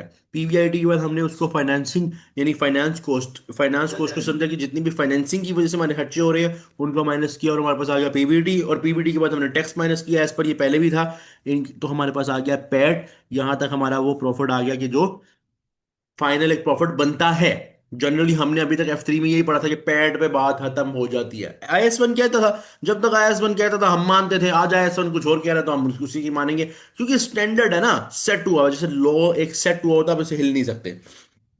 अच्छा, अब बात ये है कि इसके बाद जो पोर्शन आ रहा है ना, ये वाला डिसकंटिन्यूड ऑपरेशन इसको बड़े ध्यान से समझना है। इसको बड़े ध्यान से समझना है। इस पे भी हमारा एक स्टैंडर्ड है। देखो, कभी कभार क्या होता है, मेरा एक धंधा चल रहा है, 4 डिपार्टमेंट्स चल रहे हैं, गौर से समझना, मेरे एक धंधा है जिसमें 4 डिपार्टमेंट्स चल रहे हैं। अरे यार, जिसमें 4 डिपार्टमेंट्स चल रहे हैं। अब इन चारों डिपार्टमेंट्स में हुआ ये कि एक डिपार्टमेंट जो था वो मुझे दे रहा था लॉस, और बाकी सारे के सारे 3 मुझे अच्छा चल रहे थे, मैंने एक डिपार्टमेंट मजे का नहीं चल रहा था। मैंने कहा यार इसको फेंको, इस डिपार्टमेंट को बाहर फेंको। ठीक है, मैंने वो वाला ऑपरेशन डिसकंटिन्यू कर दिया। यानी कि ऐसा ऑपरेशन जो मैंने कहा यार ठीक है यार, इसको फारिग कराओ। अच्छा, जब मैंने उस ऑपरेशन को डिसकंटिन्यू किया, तो जब बेचा उसको, या उसको मतलब मैंने डिसकंटिन्यू कर दिया, तो उस पे मुझे ऑब्वियसली प्रॉफिट या लॉस होगा। क्यों? क्योंकि जब मैंने डिसकंटिन्यू किया तो हो सकता है मैं उस ऑपरेशन से रिलेटेड गेन्स या लॉसेस कमा सकूं, उसमें एसिड्स भी हैं, उसमें बड़े बड़े प्लांट्स लगे हो सकते हैं। तो उसको बेचते वक्त, मैं बंद करते वक्त एसिड्स बेचूंगा। इस पे हमारा एक स्टैंडर्ड भी आता है। इस पे हमारा एक स्टैंडर्ड भी हम पढ़ेंगे जिसका नाम है IFRS 5, जिसमें हम पढ़ते तो यही है कि non current asset held for sale, यानी नॉन करंट एसेट को आप बेचने के लिए लगाए। तो लेकिन हम ये देखेंगे IFRS 5 में थोड़ा बहुत इसे रिलेट कर रहे हैं। तो जितना भी प्रॉफिट या लॉस इस पे बनेगा वो यहाँ पे ऐड होगा, प्रॉफिट होगा तो ऐड होगा, लॉस होगा तो माइनस होगा। तो डिसकंटिन्यूड ऑपरेशन क्या होता है कि जब भी आपका कोई ऑपरेशन डिसकंटिन्यू हो, उसकी वजह से प्रॉफिट या लॉस हो, वो यहां ऐड होगा। डिसकंटिन्यूड ऑपरेशन एक ऐसी चीज है, मसला ये है ना कि ये एक ऐसी चीज है जो ना ऑपरेटिंग में आ सकती है, ना इन्वेस्टिंग में आ सकती है, और ना फाइनेंसिंग में आ सकती है, क्योंकि एक ऑपरेशन बंद हुआ है, ये कैटेगरी ही रहता है। ठीक है, अब हमें यहाँ पे आएगा प्रॉफिट फॉर द पीरियड, यानी यहाँ पे फाइनली हमें प्रॉफिट फॉर द पीरियड यहाँ पर आ गया। यानी कि यानी कि सबसे पहले ऑपरेटिंग, फिर इन्वेस्टिंग, फिर फाइनेंसिंग, हमें मिल गया पीबीटी। फिर निकला टैक्स, हमें मिल गया पैट। पैट के बाद अगर डिसकंटिन्यूड ऑपरेशन कोई हो, वहां से प्रॉफिट लॉस आ रहा है, वो एड माइनस होने के बाद फिर आएगा हमारे पास proper final profit for the period. यहां पे हमारा वो वाला प्रॉफिट पूरा हो गया कि बिजनेस की जो पीएनएल में शो होता है। लेकिन लेकिन लेकिन लेकिन अब जरा गौर से, हम लोगों ने इस स्टेटमेंट का नाम पढ़ा था SPL। कहीं कहीं आपने ना एक स्टेटमेंट का नाम सुना होगा, SOCI, statement of other comprehensive income. असल में जो अब स्टेटमेंट बनती है ना, अब जो स्टेटमेंट बनती है वो इस तरह, कंपनी इस तरह भी स्टेटमेंट बनाती है, एसपीएल एंड ओसीआई। एसपीएल होती है प्रॉफिट एंड लॉस वाला पार्ट, और ओसीआई होता है जो आपको अदर इनकम्स की बात कर रहा हूं, तभी इसका नाम है अदर कॉम्प्रिहेंसिव इनकम्स। तो प्रॉफिट एंड लॉस तो हमारे यहां तक जाते हैं जहां तक हमने अभी कैलकुलेट किया, यहां तक प्रॉफिट फॉर द पीरियड तक। प्रॉफिट, और इस पीएनएल में ऑब्वियसली हमारे पास फिर कितनी activities I, operating, financing, investing, tax, और उसके बाद डिसकंटिन्यूड ऑपरेशन, यानी 5 एक्टिविटीज इस पीएनएल में आ गई। 5 एक्टिविटीज इस पीएनएल में हमने पढ़ी यहां तक। कहां तक पढ़ी? यहां तक, प्रॉफिट फॉर द पीरियड तक। अच्छा, अब जरा गौर से, आ बिल्कुल ऐसा ही है, बिल्कुल ऐसा ही है। If a company has no discontinued operation, तो इस सिनेरियो में ऑब्वियसली कुछ भी नहीं होगा, क्योंकि बिकॉज ऑब्वियसली डिसकंटिन्यूड ऑपरेशन हर साल नहीं होते। If in a scenario the company is having the discontinued operation, the profit loss will come in SPL, otherwise there is no need to write, obviously, obviously, ठीक है। अच्छा, इसी तरह जैसे ये अब ये IS 40 है या इस तरह अगर कंपनी के पास इन्वेस्टमेंट प्रॉपर्टी है तो वो लिखेगा, नहीं तो जरूरत नहीं है। जितने ये तो मैक्सिमम चीजें बताई हुई ना जो हो सकती हैं, जो केस में हो सकती हैं। खैर, अब हम जा रहे हैं ओसीआई की तरफ। हमारा सेकंड पार्ट एसपीएल में आ रहा है ओसीआई, अदर कॉम्प्रिहेंसिव इनकम, यानी प्रॉफिट। पीएनएल यहाँ पे खत्म हो गई। यहाँ पे अगर मैं आपको बताऊं, यहाँ पे हमारी पीएनएल एंड हो गई है, यहाँ पे हमारी पीएनएल एंड हो गई है। अब हम पढ़ने जा रहे हैं other comprehensive income. Other comprehensive income क्या है? अदर कॉम्प्रिहेंसिव इनकम में आप वो चीजें लिखते हो, जनरली वो चीजें लिखते हो जो नॉन कैश हो, जो नॉन कैश हो। अब ये बड़ी बात है, बड़ी बात है कि नॉन कैश चीजें, सर डेप्रिसिएशन भी तो नॉन कैश होती है, नहीं, वो वाली नॉन कैश चीजें नहीं। ऐसे नॉन कैश इन्वेस्टमेंट्स हों, ऐसे आपको गेन्स हों जो कि नॉन कैश हों, वो आएंगे अदर कॉम्प्रिहेंसिव इनकम में। जिस तरह सबसे बड़ी एग्जांपल जो हमने F3 लेवल में पढ़ी होती है, हमारा जो रीवैल्यूएशन गेन होता है, हमारा जो रीवैल्यूएशन गेन होता है ऑन पीपीई, पीपी मतलब प्रॉपर्टी प्लांट एंड इक्विपमेंट, जो IS 16 में हम देखेंगे, ये रीवैल्यूएशन गेन यहाँ जाएगा अदर कॉम्प्रिहेंसिव इनकम में। It's a non cash. इसी तरह ये वही वाले स्टैंडर्ड की बात आ गई IFRS 9 की, जिसकी मैंने आपको बताया था बहुत बड़ा स्टैंडर्ड है, जिसके बारे में यहाँ पे भी बात हुई थी। ये देखो, यहाँ पे FVTPL पढ़ा था ना, फेयर वैल्यू थ्रू पीएनएल। ये है फेयर वैल्यू। ये एक FVT OCI भी पढ़ेंगे। बेसिकली ये IFRS 9 है, investment fair value gain loss, अगर कोई गेन लॉस, क्योंकि ये वाला जो गेन लॉस है, इसको हम देखेंगे कि ये यहाँ पे और वो वाला गेन लॉस वहां क्यों आ रहा है। यानी कि एक हमारा IFRS 9 का एक ऐसा पार्ट है पीएनएल वाला जो यहाँ जा रहा है, और एक OCI वाला पार्ट है जो यहाँ आ रहा है। ऑब्वियसली, ऑब्वियसली ये जो लिखा हुआ है ना, फेयर वैल्यू थ्रू पीएनएल, ये पीएनएल, तो वो पीएनएल के पार्ट में आ रहा है ना, और वो जो ओसीआई वाला लिखा हुआ है वो ओसीआई में ही आ रहा है। लेकिन ये क्या है, स्टैंडर्ड क्या बताता है, क्या चीजें बताता है, अभी काफी चीजें ना ब्लर रहेंगी आपको। ओवर द स्टैंडर्ड्स आपको क्लियर होती जाएंगी और आपका ये काम बनता जाएगा। ठीक है, तो फेयर वैल्यू थ्रू ओसीआई यहाँ पे हमने लिख दिया। फेयर वैल्यू थ्रू ओसीआई, जो भी हमारे इन उस पर गेन लॉस है उसमें हमने यहाँ पे लिखना है। गेन होगा तो ऐड अगेन, वही माइनस होगा तो। और tax expense on OCI item. अच्छा, ओसीआई आइटम पे, यानी कि ओसीआई की जो ये आइटम है, यानी अदर कॉम्प्रिहेंसिव इनकम की आइटम है, इस पर टैक्स एक्सपेंस होता क्या है, इसका मतलब क्या है, ये भी हम पढ़ेंगे। टैक्स पे हमारा पूरा स्टैंडर्ड है IAS 12। ये हमने प्रॉपर पढ़ना है कि ओसीआई आइटम पे टैक्स क्या होता है, और वैसे जनरल टैक्स क्या होता है, करंट टैक्स क्या होता है, डेफर्ड टैक्स। ये बड़ी एक गेम है, बड़ी गेम है, हम इसको भी प्रॉपर स्टैंडर्ड, क्योंकि अगर अभी बातें खोलना शुरू कर दूंगा तो ऑब्वियसली 50 घंटे भी लगाने पड़ जाएंगे। इसीलिए हम पहले इसको लाइन बाय लाइन वर्ड समझेंगे, टर्मिनोलॉजी समझेंगे, फिर ऐसा ऐसा लाइन बाय लाइन स्टैंडर्ड्स पढ़ेंगे। इसी तरह हमारी ये चीजें पूरी होंगी। ठीक है, यहाँ पे प्लस माइनस होगा। अब हमारे पास फाइनली ये प्रॉफिट आया, जिसमें ये जो प्रॉफिट भी था वो भी ऐड था, और ये सारी ओसीएस के आइटम्स आ गए। इससे हम बोलते हैं total comprehensive income. Total comprehensive income ये वो है जो पिछला प्रॉफिट भी जिसमें ऐड है, उसके अंदर बाकी ये ओसीआई आइटम्स भी ऐड माइनस हो गई। अब हमारे पास ये जो फाइनली आया, ये आया total comprehensive income. Total comprehensive income. Clear है यहां तक? यहां तक क्लियर है? एक दफा कंफर्म कर दो। असल में इस पे टाइम ज्यादा इसलिए लगा क्योंकि ये टोटली न्यू थी। अगर ये टोटली F3 केस वाली होती तो मैं आपको सिंपल स्ट्रेट पढ़ा बताया था, लेकिन अभी ये है ही इस तरह, तो हमें इसको प्रॉपरली समझना पड़ा। यहां तक कोई क्वेश्चन है तो पूछ लो, अगर क्लियर है तो एक मरतबा यस लिख दो, ताकि हम आगे चलें, ताकि हम आगे चलें।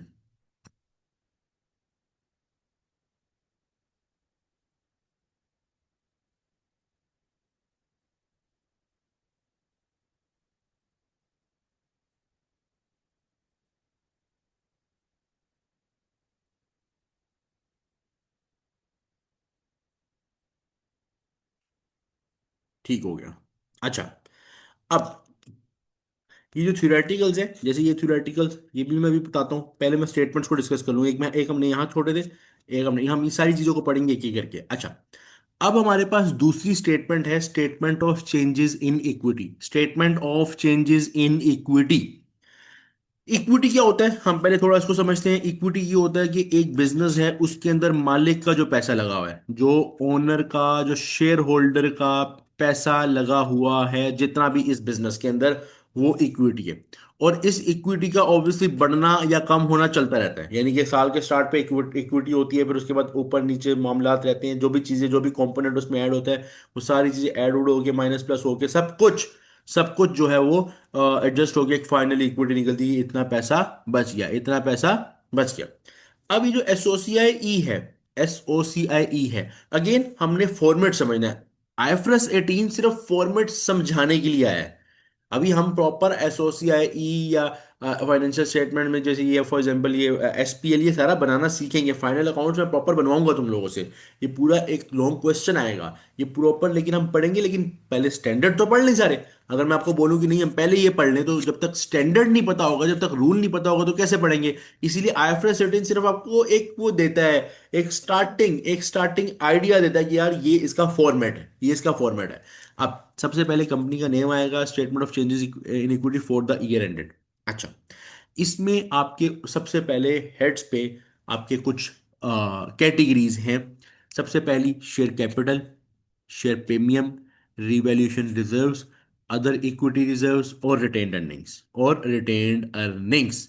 और उसके बाद आपके पास इक्विटी ऑप्शन, बेसिकली टोटली ये सारा कुछ मिला के आपके पास, सारा कुछ मिला के आपके पास ये इक्विटी ऑप्शन बेसिकली ये सब ऐड होके ये फाइनली एडिशन है। ये फाइनली एडिशन है। अच्छा, अब अब बात ये है कि आपने आपने क्या कहते हैं, जितनी भी ये ओपनिंग बैलेंसेस हैं, जितने भी आपके ओपनिंग बैलेंसेस, जितने भी कैटेगरीज के ओपनिंग बैलेंसेस है, आपने सबसे पहले ओपनिंग बैलेंसेस लिख लिए। यानी कि आपके साल के स्टार्ट पे शेयर कैपिटल कितना था, प्रीमियम कितना था। अब एक स्टूडेंट बोलता है सर हमें ये बताएं कि इसका मतलब क्या है, यानी कि शेयर कैपिटल क्या है, प्रीमियम क्या है। तो सिंपल, शेयर कैपिटल प्रीमियम हमने बेसिक लेवल पे वैसे ही देखा होता है कि जब भी एक बिजनेस में कोई भी इन्वेस्टर शेयर लेता है और बदले में पैसा देता है, तो एक होती है शेयर की पार वैल्यू, और पार वैल्यू से ऊपर वाला पैसा होता है जो एक्स्ट्रा वैल्यू होता है प्रीमियम वैल्यू। तो जब भी मैंने एक रुपए का शेयर था लेकिन मैंने 10 का लिया, इसका मतलब 1 रुपया शेयर कैपिटल में जाएगा कंपनी के लिए, और ऊपर वाले 9 रुपए शेयर प्रीमियम में जाएंगे। तो जितना प्रीमियम है वो भी बिजनेस में यहाँ लिखा जाएगा और शेयर कैपिटल भी लिखा जाएगा। रिवैल्यूएशन रिजर्व ये होता है कि अगर बिजनेस को कोई भी किस्म का रिवैल्यूएशन गेन हो, किसी भी किस्म का रिवैल्यूएशन गेन हो, वो सारा का सारा यहाँ पे रिवैल्यूएशन रिजर्व का पार्ट बनेगा। डिवैल्यूएशन रिजर्व का पार्ट बनेगा। अच्छा, उसके बाद हमारे पास आता है other equity reserves. Other equity reserves जो है वो क्या है, जिसमें फॉर एग्जांपल कंपनीज क्या करती हैं, कुछ कंपनीज अपने ना शेयर कैपिटल मेंटेन किया होता है। देखो देख लिखा होता है शेयर कैपिटल में ये अमाउंट है, शेयर प्रीमियम में ये, रिवैल्यूएशन रिजर्व। कुछ कंपनीज ये करती हैं कि एक साइड पे ना एक जनरल सेविंग्स के लिए अदर इक्विटी रिजर्व्स ऐड कर लेती हैं। यानी कि ऐसे रिजर्व, जैसे फॉर एग्जाम्पल कंपनी ने कहा ये तो हो गई रिवैल्यूएशन रिजर्व। हालांकि हमें पता है कि रिवैल्यूएशन रिजर्व जो है एक नॉन कैश रिजर्व है। ये कोई कैश रिजर्व नहीं है। रिवैल्यूएशन का मतलब ये होता है कि एक चीज पड़ी पड़ी 10 रुपए की 15 की हो गई। लेकिन इसमें प्रॉपर डिटेल में देखेंगे। अदर इक्विटी रिजर्व ये जनरल रिजर्व होते हैं, ये एक अलग से अकाउंट बनाया हुआ सेविंग्स वगैरह उसमें डाली जा रहे हैं। कोई एक्स्ट्रा पैसा आ गया, कोई ऐसा कंपोनेंट जनरेट हो गया कि बहुत एक्स्ट्रा सेविंग्स हो गई, उसको अदर इक्विटी रिजर्व बोला मालिक को कि हमारे पास तुम्हारा पैसा पड़ा हुआ है, हमने साइड पे छुपा के रखा हुआ है तुम्हारा पैसा सेविंग्स के लिए। उसके बाद रिटेन्ड अर्निंग्स में क्या है कि अगर जो बिजनेस में प्रॉफिट होता है वो हर साल ऑब्वियसली रिटेन्ड अर्निंग्स में ऐड हो रहा होता है। हर साल इससे ऐड हो रहा होता है कि जो भी कंपनी प्रॉफिट बनाती है, कंपनी ने इस बार 1,000 का प्रॉफिट बनाया और 700 रुपये डिविडेंड निकाल दिया, पैसा निकाल दिया, तो ऑब्वियसली बाकी 300 कहाँ जाएगा? वो ऑब्वियसली रिटेन अर्निंग में जाएगा। लेकिन रिटेन अर्निंग्स एक ऐसी चीज़ है जो रियल है, यानी कैश बेस्ड है। इसमें किसी भी किस्म की नॉन कैश आइटम नहीं जाएगा। नॉन कैश रिवैल्यूएशन रिजर्व ही होता है, और वो हमेशा कहाँ जाएगा? रिवैल्यूएशन रिजर्व में। और रिटेन अर्निंग्स में हर वो चीज़ जाएगी जो रियलाइज्ड होगी। यानी कि अगर इसका मैं दूसरा लफ्ज यूज करूं जो कि हमारा यूज होगा बार बार, वो ये कि प्रॉफिट हर किस्म का अनरियलाइज्ड प्रॉफिट वो रिवैल्यूएशन रिजर्व का पार्ट बनेगा। और हर किस्म का रियलाइज्ड प्रॉफिट वो रिटेन अर्निंग का पार्ट बनेगा। अब अनरियलाइज्ड और रियलाइज्ड में क्या मतलब है कि आपका revaluation reserve is not a realised profit, असल प्रॉफिट नहीं है। वो शो हो रहा है, कल को बेचोगे तो रियलाइज होगा। हाँ हाँ हाँ, ये बात सुन लो। अगर मेरा एक एसेट 10 का था 15 का हो गया, वैल्यू उसकी 15 की है, मैं बड़ा खुश, मैंने कहा यार 5 रुपए का रिवॉल्यूशन रिजर्व है, डालो रिवॉल्यूशन रिजर्व में, मैं अमीर हो गया। ठीक है, लेकिन मेरे पास पैसा नहीं आया, मेरी पॉकेट खाली है भैया, आके चेक कर लो, अभी वो 5 रुपए मेरी जेब में नहीं आया होगा। जिस दिन मैं वो बिल्डिंग बेचूंगा, या जो भी 10 रुपए की चीज 15 की बेचूंगा, अब मुझे बताओ वो रियलाइज हो गया? अब वो तो रियलाइज हो गया, अब तो असल में पैसा आ गया मेरी जेब में, 10 भी पड़ा ऊपर 5 भी पड़ा हुआ है। तो मैं अपनी पॉकेट में दिखा सकता हूँ यार 5 रुपए का गेन भी है। अब मैं कहूंगा ये रियलाइज प्रॉफिट है, तो उस सूरत में फिर मुझे उसको रियलाइज प्रॉफिट की कैटेगरी में लाना पड़ेगा। उस सिनेरियो में कि अगर मैं उसको रियलाइज कर लेता हूँ, तो और भी रियलाइज करने के तरीके हैं, लेकिन अभी बड़ा डिटेल में हम इसको देखेंगे। ये हो गए ऊपर वाले हेड्स। अच्छा, उसके बाद हम आते हैं इस साइड पे। इस साइड पे अब इन ओपनिंग बैलेंस को तो हमने देख लिया था कि ओपनिंग बैलेंसेस जो भी साल के स्टार्ट पे जितने भी हमारे रिजर्व थे वो हमने लिख लिए, जो भी सारे रिजर्व थे वो हमने लिख लिया। अब हम एक एक करके देखते हैं कि कौन कौन सी चीज इफेक्ट करेगी एसओसीआई ई को, statement of changes in equity को। Previous year fraud error change in accounting policy, मतलब कि पिछले साल का कोई भी ऐसा फ्रॉड था, कोई एरर था, कोई ऐसी चीज जो पिछले एज पर जो पहले की चीज थी और अभी आनी, उस वक्त आनी चाहिए थी लेकिन आपसे नहीं आई, कोई गलती हो गई आपसे जो जिसको आना चाहिए था। कोई for example accounting policy change होने की वजह से पिछले साल कोई अकाउंटिंग पॉलिसी चल रही थी, उसकी कोई पॉलिसी चेंज हुई जिस वजह से हमें लगा यार ये चीज़ तो हमने एसओसीआई ई में लेके नहीं गए, तो अब आपको उस वक्त नहीं लेके जाना, अगले साल जब आप बना रहे होगे तो पिछले साल का वो इशू उस रिटेन अर्निंग में एडजस्ट कर दोगे। यानी कि अगर प्रीवियस ईयर में कोई इशू आ रहा है तो यहाँ पे आके एडजस्ट हो जाएगा, इसमें कोई मसला नहीं है।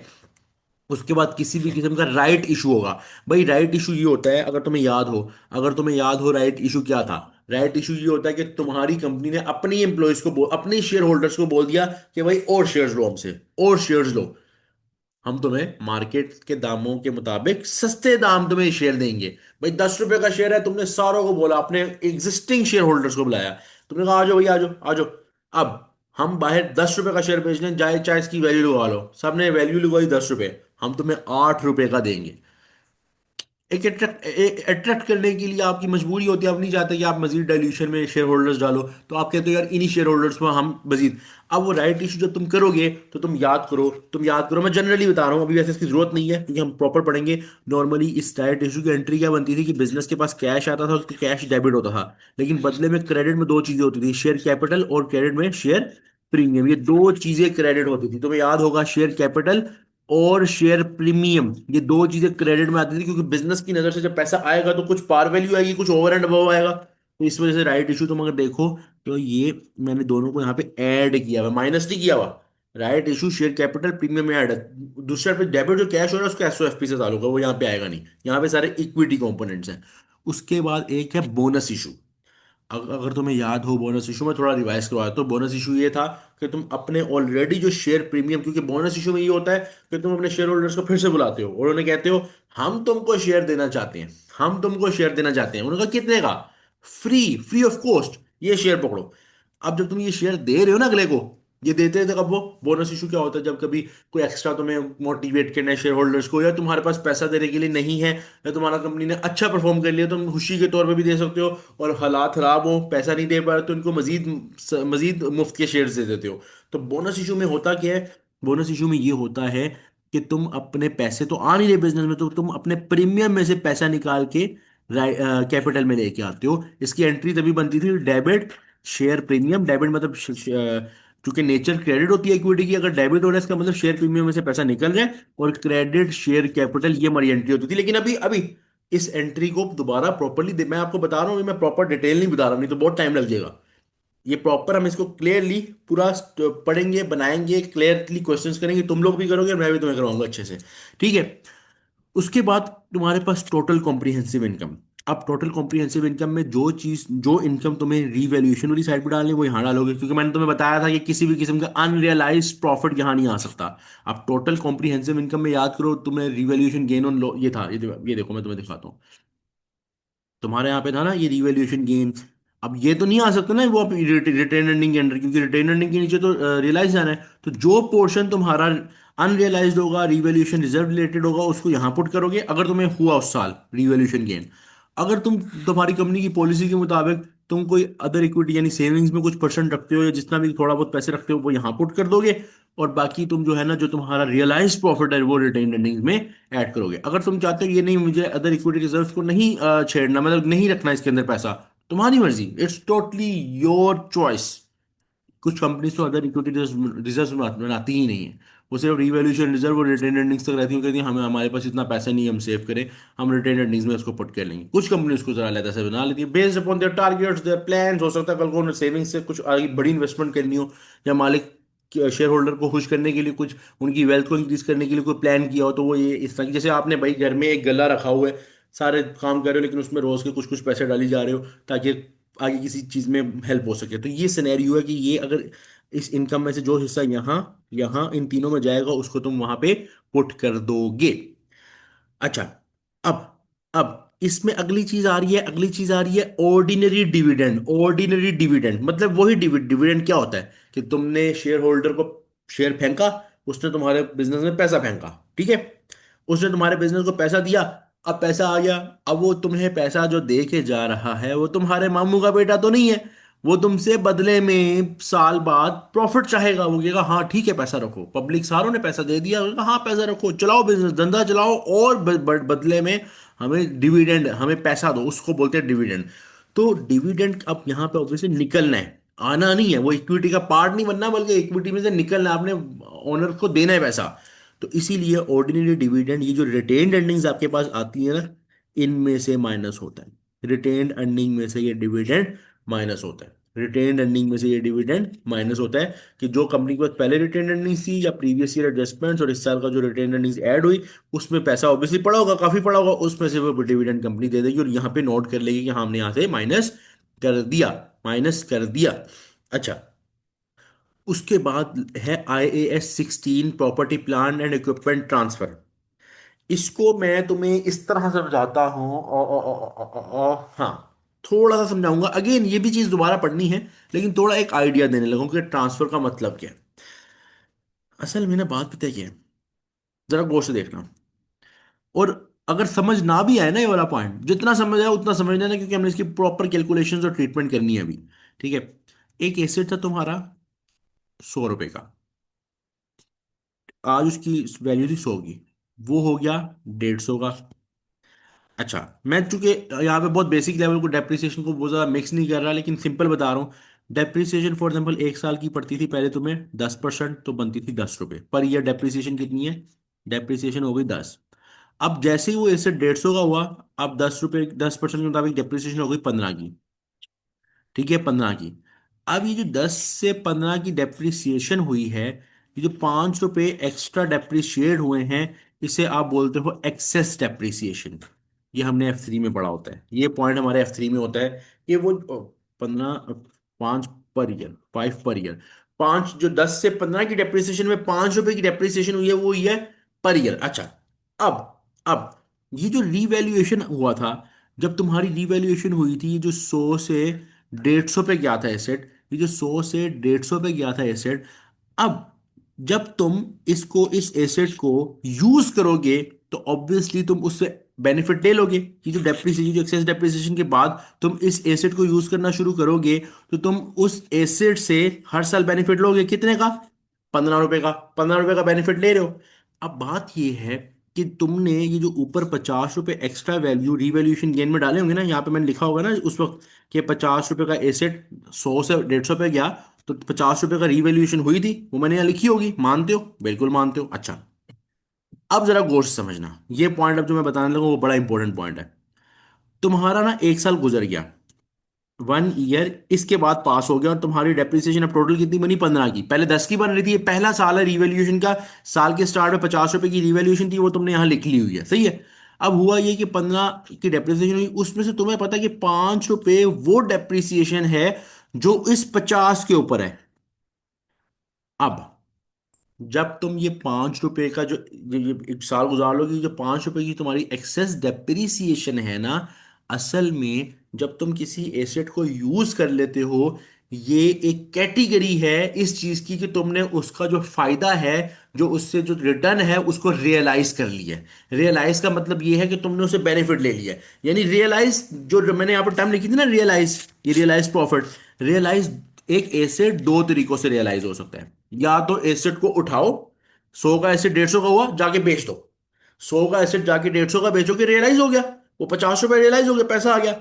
या फिर वो एसेट पे जो डेप जितना, या ऐसा समझो कि वो एसेट से जितना तुम फायदा ले रहे हो, वो फायदा जब तुम ले रहे हो इसका मतलब तुम रियलाइज हो गया तुम्हारा वो पैसा। रियलाइज का मतलब कि रियल में तुमने फायदा ले लिया।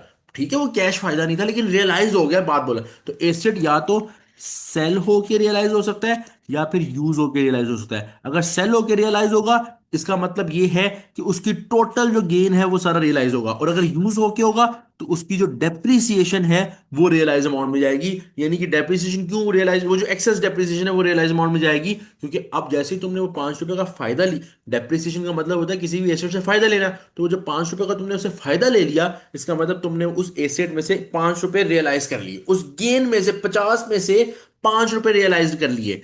अब यहां तक क्लियर हुआ कि 50 में से 5 रुपए रियलाइज कर लिए डेप्रिसिएशन की फॉर्म में, पहले यहां तक बताओ क्योंकि बेनिफिट रिसीव कर लिया। यहां तक बताओ, फिर अगला ट्रीटमेंट बताता हूं।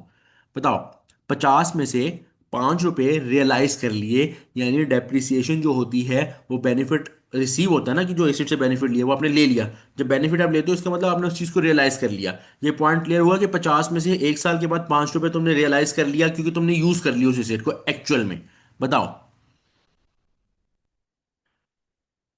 बताओ ये पॉइंट क्लियर हुआ या दोबारा डिस्कस करूं? सब बताओ, एक दफा यस लिख दो अगर क्लियर है, एक दफा यस लिख दो ना अगर क्लियर है भाई। जल्दी जल्दी जल्दी जल्दी, नहीं समझ आया पूछ लो, नहीं समझ आया पूछ लो, और समझ आया यस लिखो। भाई सोना नहीं है, सोना नहीं है तुम लोगों ने, मुझे पता है, मुझे पता है, मुझे पता है कि भाई स्किल्स लेवल में आपके इस लेवल पे क्लासेस का टाइमिंग ज्यादा होती है, सब कुछ है, लेकिन वो सोना नहीं है तुम लोगों ने, सब बताओ सब। मैं रिपीट करता हूँ, मैं रिपीट करूँ ये पॉइंट, जरा एक मरतबा जरा कोर्स समझो। एक एसिड को का जो ऊपर जो गेन आता है ना, रीवैल्यूएशन गेन आता है, मैं बड़ा क्लियरली बताता हूँ। वो दो तरीकों से रियलाइज हो सकता है। या तो बिक के, यानी कि अगर एक 100 की चीज 150 की बिक रही है, तो आपने जब 150 की बेच दी तो इसका मतलब रियलाइज हो गया, एक्चुअल में वो गेन तुम्हें आ गया। ठीक है, तो सेल होके जो गेन आएगा वो हम बोलेंगे रियलाइज हो गया। या फिर एक एसिड जब यूज होता है, तो जितना फायदा आप उससे ले रहे हो ना उस साल में, जितना फायदा आप उससे ले रहे हो उस साल में, वो फायदा, वो जो फायदा आप ले रहे हो उस साल में, वो फायदा रियलाइजमेंट कहलाता है, यानी वो रियलाइज हो गया। कि रियलाइज का मतलब उर्दू में अगर मजीद ओपन करके बताऊं, कि आपने उससे जो फायदा बेनिफिट ले लिया है, एक्चुअल फायदा ले लिया, जो एक्चुअल रियल फायदा ले लिया, तो ये भी रियलाइज की कैटेगरी में आता है, कि आपने उसका उस एसेट को रियलाइज कर लिया। लेकिन जब आप यूज करते हो तो फायदा आप उतना ही लेते हो जितना वो डेप्रिशिएट होता है, क्योंकि डेप्रिसिएशन इज द वो फायदा, डेप्रिसिएशन इज फायदा जो आप एसेट से ले रहे हो। तो जो उस साल की डेप्रिसिएशन है, जो कि ऊपर वाली डेप्रिसिएशन, जो ऊपर वाले गेन की डेप्रिसिएशन, जो 50 रुपए गेन पे 5 रुपए की डेप्रिसिएशन 10% के मुताबिक थी, वो डेप्रिसिएशन का मतलब कि तुमने उतने का फायदा ले लिया, इसका मतलब वो वाला पार्ट रियलाइज हो गया उसमें से। यानी 50 का अगर गेन था, ठीक है, तुमने नहीं बेचा, यूज किया। जब यूज किया तो उस 50 पे जो 5 रुपए हैं, उस 50 के मुताबिक जो 5 रुपए हैं वो रियलाइज हो गए, क्योंकि 5 रुपए का आपने उससे बेनिफिट ले लिया है। क्लियर है? ये पॉइंट क्लियर है?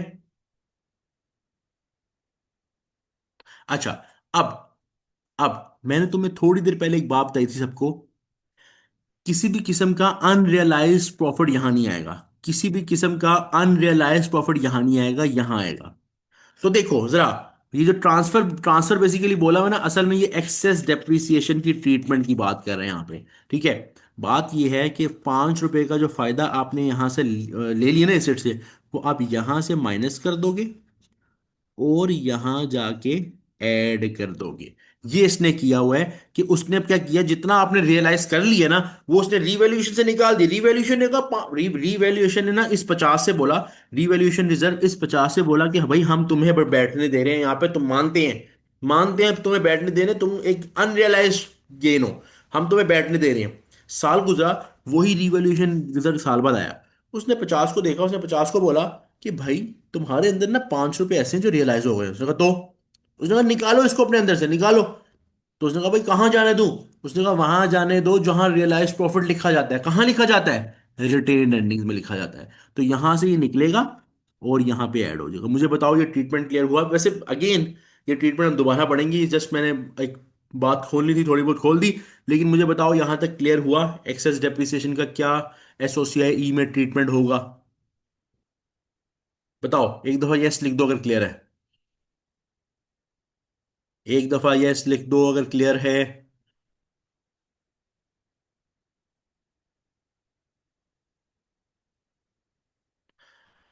अच्छा, अब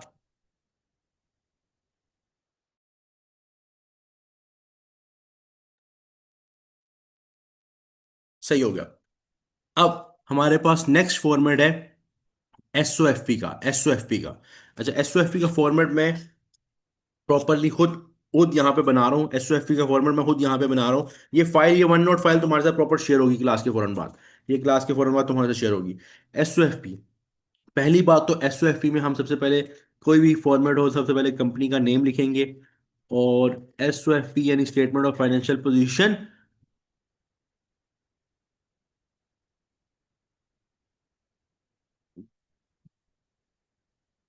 फॉर द ईयर। अच्छा अच्छा, पहली बात तो फॉर द ईयर यहाँ पे नहीं आएगा। फॉर द ईयर तब होता है कि जब आप सिर्फ इस ईयर को कवर कवर कर रहे होते हो। तो असल में एसओएफपी का ही होता है टू द पॉइंट होती है, क्योंकि इसमें सारे के सारे पीछे से बैलेंसेस आ रहे होते हैं। तो टू द पॉइंट होती है, यानी कि इस वक्त तक कितने भी एसेट बिजनेस के पास है, चाहे वो 5 साल पहले भी एसेट लिया था, आज अगर बिजनेस के पास है वो शो होगा। एसओएफपी का format as per IFRS 18, as per IFRS 18 मैं बताता हूँ। अच्छा, मेरे पास वैसे प्रॉपरली ना, अगर मैं यहाँ पे देखूँ, एक मिनट, आईएफआरएस,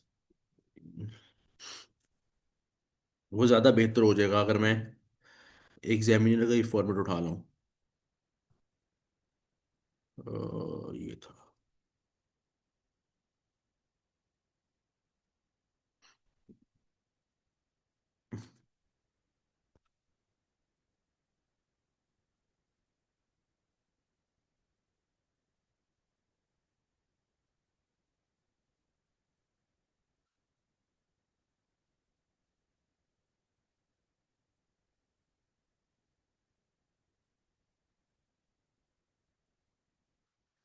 ये एसीसी की वेबसाइट पे ये टेम्पलेट प्रॉपर उन्होंने दिया हुआ है, उसके अंदर से मैं आप लोगों को ज़रा बता दूं। एस ओ एफ पी का फॉर्मेट अगर यहाँ पे गिवन हो, PBIT, S, other comprehensive income, okay. अच्छा, इन्होंने यहाँ पे, ये तो उसका फॉर्मेट है ना, वेट, एसपीएल का।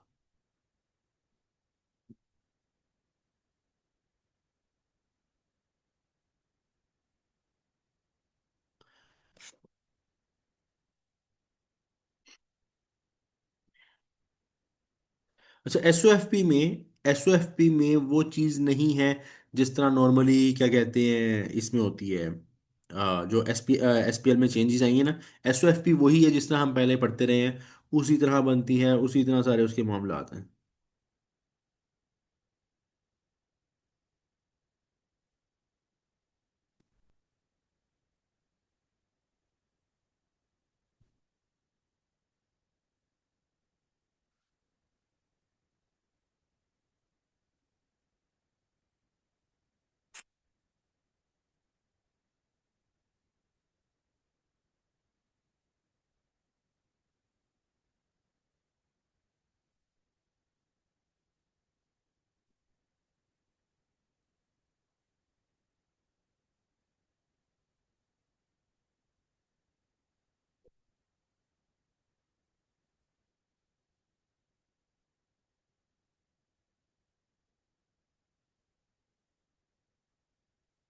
खैर, मैं तुम लोगों को खुद ही बनवाता हूँ, क्योंकि एज पर रेलिवेंट मुझे वो डॉक्यूमेंट मिल नहीं रहा।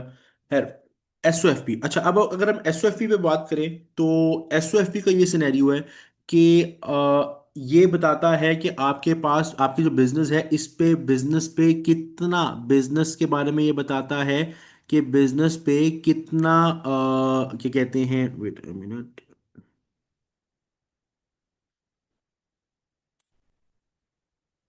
बिजनेस, बिजनेस पे कितना जो है फाइनेंशियल बर्डन है, या बिजनेस फाइनेंशियली कितना स्ट्रांग है।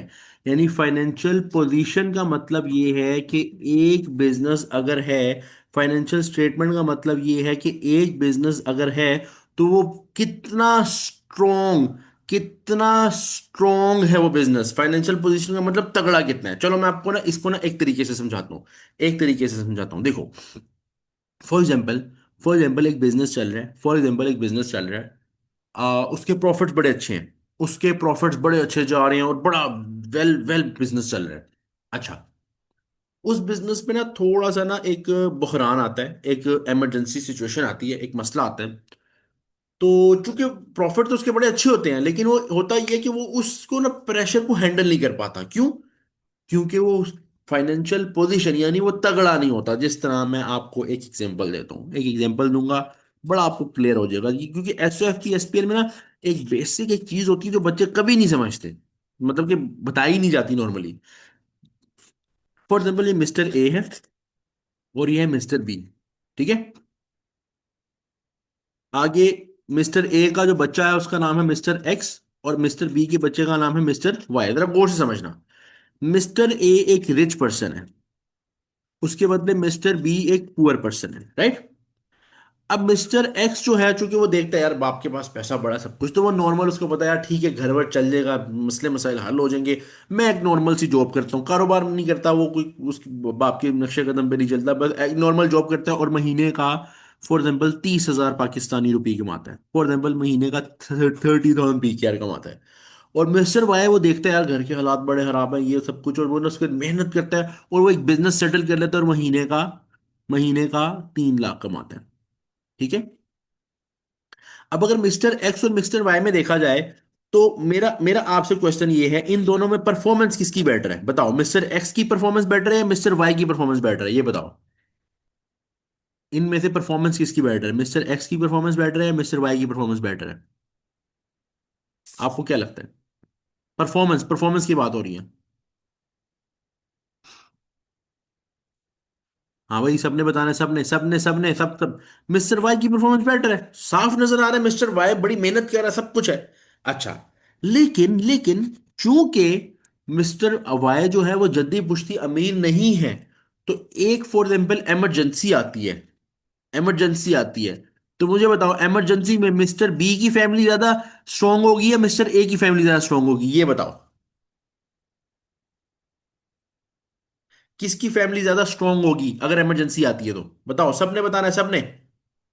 तो इसका मतलब फाइनेंशियल पोजीशन, इसका मतलब जो फाइनेंशियल पोजीशन है वो मिस्टर ए की अच्छी है, लेकिन फाइनेंशियल परफॉर्मेंस इसकी। इसी तरह बिजनेस है, बिजनेस अगर फाइनेंशियल परफॉर्मेंस देखना चाहता है ना कि इस साल कितना अच्छा परफॉर्म किया, वो है फाइनेंशियल परफॉर्मेंस। और बिजनेस कितना तगड़ा है बैक एंड से, बैक सपोर्ट कितनी है, वो है फाइनेंशियल पोजीशन। इसीलिए फाइनेंशियल पोजीशन में हम तीन चीजों को देखते हैं, एसेट्स, लायबिलिटीज और कैपिटल। वो क्यों, ये तीन चीजों को क्यों देखते हैं हम? क्योंकि एसेट्स वो चीजें जो बताती हैं कि एक बंदा कितना तगड़ा है। लाइबिलिटीज क्यों देखती हैं? वो बताती हैं कि एक बिजनेस के ऊपर कितना उधार, कितना कर्ज चढ़ा हुआ है या कितना कर्ज नहीं चढ़ा हुआ। और कैपिटल, जिस बिजनेस में लाइबिलिटी की रेशो कम से कम, कैपिटल ज्यादा से ज्यादा होगा, इसका मतलब मालिकों ने पैसा डाला हुआ है, लोन की टेंशन ही नहीं है, वो बिजनेस स्ट्रांग है और एसेट्स तगड़े पे रहे हुए हैं।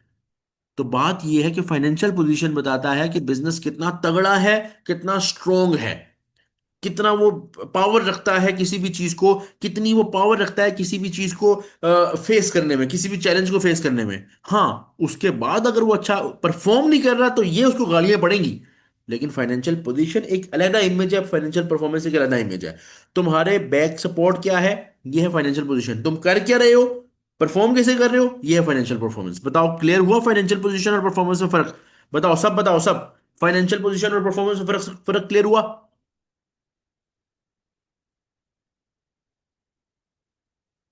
अच्छा, अब अब हम क्या करने जा रहे हैं, अब हम इसके स्टेटमेंट बनाने जा रहे हैं। स्टेटमेंट हमारी वैसे ही बनती है, सबसे पहले हम लिखेंगे एसेट्स। सबसे पहले हमारे एसेट्स आएंगे।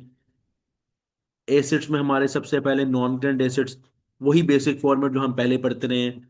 नॉन करंट एसेट में हमारे बहुत से एसेट्स हैं, जिस तरह प्रॉपर्टी प्लांट एंड इक्विपमेंट, जिस पे हम पढ़ेंगे IAS 16। Property plant and equipment जिस पे हम पढ़ेंगे IAS 16।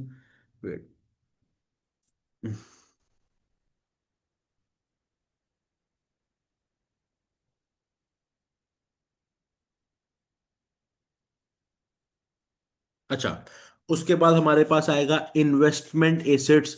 अभी हमने ऊपर भी इसका नाम देखा था, इन्वेस्टमेंट एसेट्स। अगर हमारे कोई ऐसे एसेट्स हैं जो इन्वेस्टमेंट्स वाले हैं, उस पे हमारा अलग स्टैंडर्ड होगा IAS 40। उस पे हमारा अलग स्टैंडर्ड होगा IAS 40। ठीक है। इसी तरह हमारे डिफरेंट एसेट्स हम पढ़ेंगे, डिफरेंट एसेट्स हम पढ़ेंगे, यानी कि डिफरेंट चीजें पढ़ेंगे। जिस तरह हमारे पास अगर कोई इनटेंजिबल एसेट्स हैं, वो भी हमारे नॉन करंट एसेट का पार्ट बनेंगे। इनटेंजिबल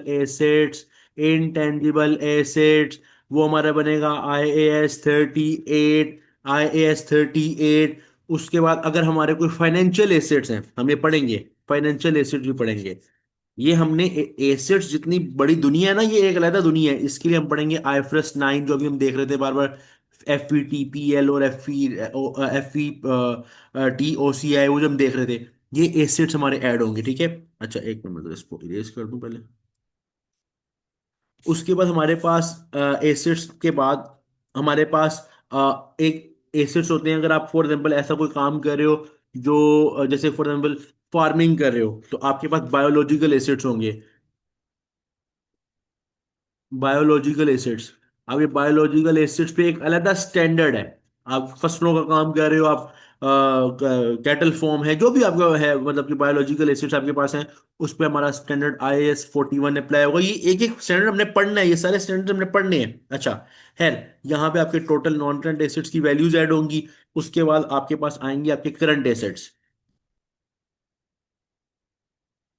अब करंट एसिड्स में क्या क्या है? करंट एसिड्स में आपके पास इन्वेंटरी, रिसीवेबल्स,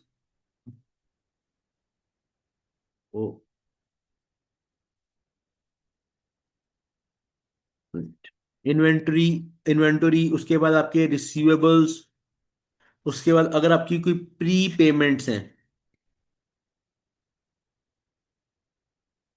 अब इन्वेंटरी पे आपका स्टैंडर्ड अप्लाई होगा IAS 2। रिसीवेबल्स पे आपका स्टैंडर्ड अप्लाई होगा IFRS 9। अच्छा उसके बाद हमारे पास एक आएगा, अगर हमने कोई नॉन करंट एसेट तो हमारे पास है। Non current asset current assets में तो नहीं आ सकता, लेकिन एक सूरत में आ सकता है, हेल्ड फॉर सेल। अगर आपने कोई ऐसा नॉन करंट एसेट रखा है जो आपने बेचने के लिए लगाया हुआ है, जैसे आपका कोई एसेट था लेकिन अब आपने उसको बेचने के लिए लगाया हुआ है, तो ये अब आपका करंट एसेट में क्लासीफाई हो जाएगा। ये भी हम स्टैंडर्ड में पढ़ेंगे IFRS 5। यानी एक एक स्टैंडर्ड, एक एक रूल हमने पूरे F7 में देखना है। उसके बाद and bank cash and bank पे भी हम पढ़ेंगे IFRS 9। IFRS 9। यहाँ पे हमारे पास क्या होगा, हमारे जितने भी एसेट्स हैं वो टोटल हो जाएंगे, टोटल एसेट्स। तो इतना डिटेल में बताने का मकसद ये है कि हमने ये तमाम पे स्टैंडर्ड्स पढ़ने हैं, और हर स्टैंडर्ड में डेफिनेशन, मेजरमेंट, डिस्क्लोजर्स, बहुत से रूल्स वगैरह होंगे, और हम एक एक रूल, लेकिन ये है कि हम इंशाल्लाह इसको बड़े अच्छे तरीके से करेंगे, और इंशाल्लाह हमारा ये एक अच्छा तरीके से चलेगा, क्योंकि ये एक एक स्टैंडर्ड बड़ा मजे का, बहुत इंटरेस्टिंग है। लेकिन इंटरेस्ट के साथ चलना है। अगर तुम क्लास में एक्टिव हो ना, अगर तुम भाई की तरह क्लास में एक्टिव हो, तो मैं तुम्हें गारंटी कह रहा हूँ तुम इजीली चीजों को कैटर अप कर लोगे। उसके बाद हमारे पास आती है equities. Equity and liabilities. Equity and liabilities. अभी इक्विटी एंड लाइबिलिटीज में क्या, ऑब्वियसली एसेट्स के अलावा बाकी सारे कंपोनेंट्स इक्विटी एंड लाइबिलिटीज में आएंगे। जैसे अब एक पहले इक्विटी के कंपोनेंट की बात करते हैं। सिर्फ इक्विटी के कंपोनेंट की अगर हम बात करें तो उसमें हमारे पास share capital, share premium, other equity reserves,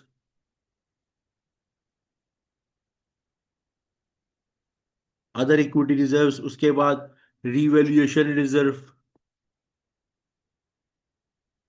उसके बाद रिटेन्ड अर्निंग्स। यानी जितने भी आपके इक्विटी के पोर्शंस हैं, इक्विटी के पार्ट हैं, वो सारे के सारे इसमें जाएंगे। उसके बाद हमारे आती है लाइबिलिटीज।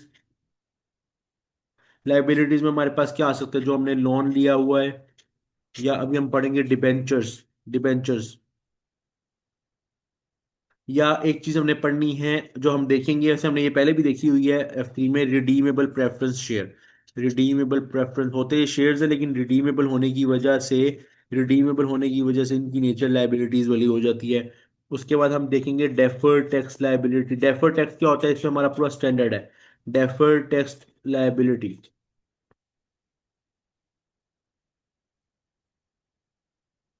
अब जैसे ये जो हमारे पास ये स्टैंडर्ड है, ये IAS 32 में हम देखेंगे।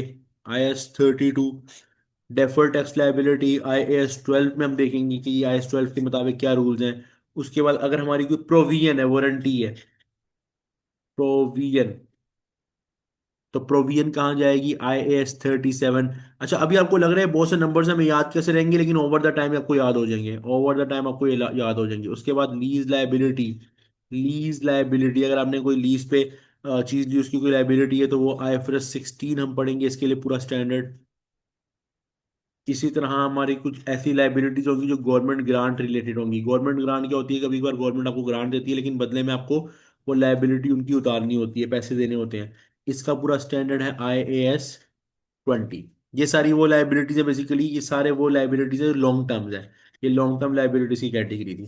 अब हम शॉर्ट टर्म लाइबिलिटीज पे बात करते हैं। शॉर्ट टर्म लाइबिलिटीज में अगर हम देखें तो सिंपल हमारा ट्रेड पेएबल्स,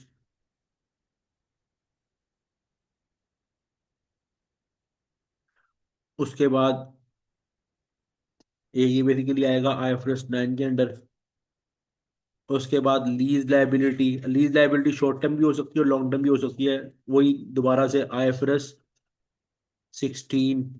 उसके बाद गवर्नमेंट ग्रांट अगर हमारे पास लॉन्ग टर्म में भी हो सकता है, शॉर्ट टर्म में भी हो सकता है। अगर शॉर्ट टर्म में है तो हमें पता है हमारा इस पे प्रॉपर एक स्टैंडर्ड है IAS 20। उसके बाद अगर normal tax, current tax payable है, नॉर्मल टैक्स जो हम पे करते हैं वो उसका कोई पेएबल है, एक तो डेफर्ड टैक्स पड़ा था वो हम देखेंगे। तो टैक्स पेएबल अगेन हमने देखा IAS 12, टैक्स सारा का सारा IAS 12 में जाएगा। उसके बाद एक्रूवल्स, कोई एक्रूवल्स है, एक्रूवल लाइबिलिटी है, जैसे कोई फॉर एग्जाम्पल आपने पैसे किसी के देने हैं, एक्रूड एक्सपेंस जो होता है एक्रूवल्स वो यहाँ आएंगे। उसके बाद अगर आपका ओवरड्रॉन बैंक बैलेंस है, ओवरड्रॉन बैलेंस टूवर्ड्स बैंक, वो आपकी लाइबिलिटी है, वो भी IFRS 9 में जाएगी। यहाँ पे आपके जैसे नॉर्मल शॉर्ट टर्म लाइबिलिटीज आएंगी, और लास्ट पे हम यहाँ बोलेंगे कि यहाँ पे हमारी total equities and liabilities, total equities and liabilities. तो एक प्रॉपर फॉर्मेट है एसेट्स का। मैंने एक एक करके जितना डिटेल में जा सकता था मैं चला गया, इससे ज्यादा डिटेल मेरे पास थी नहीं, यानी कि बेसिकली जितना हमने F7 में तकरीबन पढ़ना है। ठीक है, तो SOFP हमारी क्या बताती है, बिजनेस में फाइनेंशियल पोजीशन क्या है।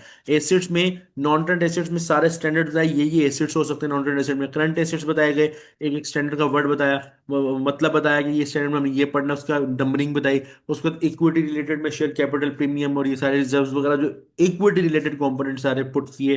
लाइबिलिटीज में पहले आपको लॉन्ग टर्म में बताया कि लॉन्स वगैरह या डेफर्ड टैक्स अगर लॉन्ग टर्म में है, प्रोविजंस वगैरह, लीज लाइबिलिटी, गवर्नमेंट ग्रांट, इसके तमाम स्टैंडर्ड्स पढ़ेंगे। और शॉर्ट टर्म में लाइबिलिटीज पूरी करके total equities and liabilities, and पे हमें पता है कि हमारे जो बेसिक अकाउंटिंग इक्वेशन होती है, assets equal to liability plus equity, ये इक्वेशन पूरी होती है, यानी दोनों साइड स्टेटमेंट्स की सेम आती है। तो ये हमारा SOFP का फॉर्मेट यहाँ पे कंप्लीट हो गया। SOFP का फॉर्मेट यहाँ पे कंप्लीट हो गया। अच्छा, अब एक मिनट।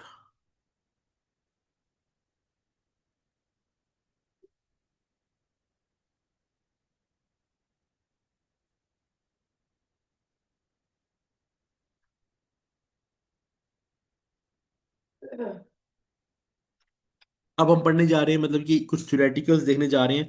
मैं आपको ऐसे बता दूं यहाँ पे, वेट अ मिनट, यहाँ तक किसी को कोई क्वेश्चन है स्टेटमेंट्स में तो बता दे। यहाँ तक किसी को कोई स्टेटमेंट्स में कोई क्वेश्चन है तो पूछ ले। श्योर।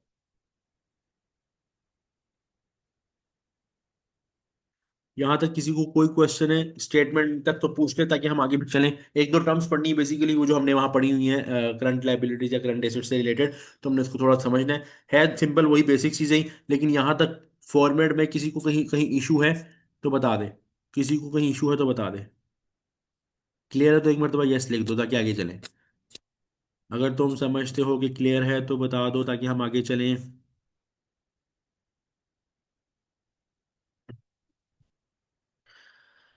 अच्छा, अच्छा, लेट्स गो ऑन। अब हमने अभी अभी SOFP का फॉर्मेट पढ़ा, और SOFP की फॉर्मेट में हमने सारी चीजों को देखा, एक एक को मैंने बोला हम स्टैंडर्ड में देखेंगे।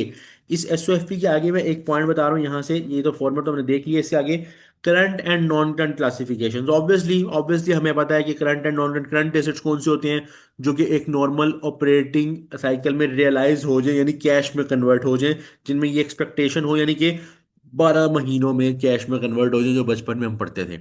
Held primarily for the purpose of trading, obviously जो करंट एसेट्स होते हैं वो ट्रेडिंग पर्पस के लिए होते हैं, जैसे इन्वेंट्री है trading purpose, receivable trading purpose, cash भी ट्रेडिंग पर्पस के लिए होता है। Expected to realise with 12 month after the reporting period, ये तो वही बात आ गई। और cash and cash equivalents, cash and cash equivalents, cash equivalents के आगे लिखा हुआ है अनलेस रिस्ट्रिक्टेड, यानी कि इक्विवेलेंट्स ये होते हैं ना, कि फॉर एग्जांपल आपने डॉलर, आप PKR में काम कर रहे हो लेकिन अब डॉलर्स आपके पास पड़े हो, तो ये भी आपका कैश ही क्लासीफाई होगा, क्योंकि आप इसे फॉरेन इक्वलाइज कर सकते हो, कन्वर्ट कर सकते हो कैश में। या कैश इक्विवेलेंट्स में हम ये बोल सकते हैं, करंट अकाउंट जैसे हमारे हैं, हम जाके फौरन पैसा निकलो, हमारा जो बैंक का अकाउंट होता है नॉर्मल करंट अकाउंट, वो हमारे कैश इक्विवेलेंट्स में आता है, तभी हम कैश एंड बैंक दोनों को इन्वेंटरी में डालते हैं। अनलेस रिस्ट्रिक्टेड, यानी कि ऐसे इक्विवेलेंट्स जो रिस्ट्रिक्ट हों, यानी कि जिनको निकलवाने में 5-6 साल, 5 साल का नोटिस देना पड़े, जैसे अगर कोई कैश मेरा पड़ा हुआ है लेकिन फिक्स है 2 सालों के लिए, तो वो मेरा नहीं आएगा इसमें। अच्छा, वो बता रहा है सारी करंट एसेट्स हैं, इसके अलावा सारे नॉन करंट है। नॉन करंट को हमने वैसे देख लिया है ऊपर, जितने भी हमने वो पूरी सीरीज पढ़ी थी, इन्वेस्टमेंट एसेट्स, बायोलॉजिकल एसेट्स सारे। करंट लाइबिलिटीज वो जो आपके ऑपरेटिंग साइकिल में आपको सेटल करनी हो, यानी कि विद इन 12 मंथ्स आपको सेटल करनी हो। और ये भी पर्पज ऑफ ट्रेडिंग ही होता है, जैसे आपने मान लिया किसी का पैसा विद इन ईयर देना है, तो ये करंट लाइबिलिटीज हैं। और ऑब्वियसली हो गया, for which entity does not have a right at the end of reporting period to deferred settlement. हाँ, बात ये कि इसमें कम एंटिटी के पास ये राइट नहीं होता। अगर फॉर एग्जांपल एक कंपनी है, आपने किसी के पैसे देने हैं, तो आप ये नहीं अपनी मर्जी नहीं कर सकते इसमें कि नहीं ठीक है देने होंगे दे देंगे, नहीं तो नहीं, ऐसा नहीं है, आपको पे करने ही है। आपको पे करने ही, आपको सेटलमेंट अगर विद इन 9 ईयर, 6 महीने का किसी ने टाइम दिया, तो आपको पैसा देना ही है।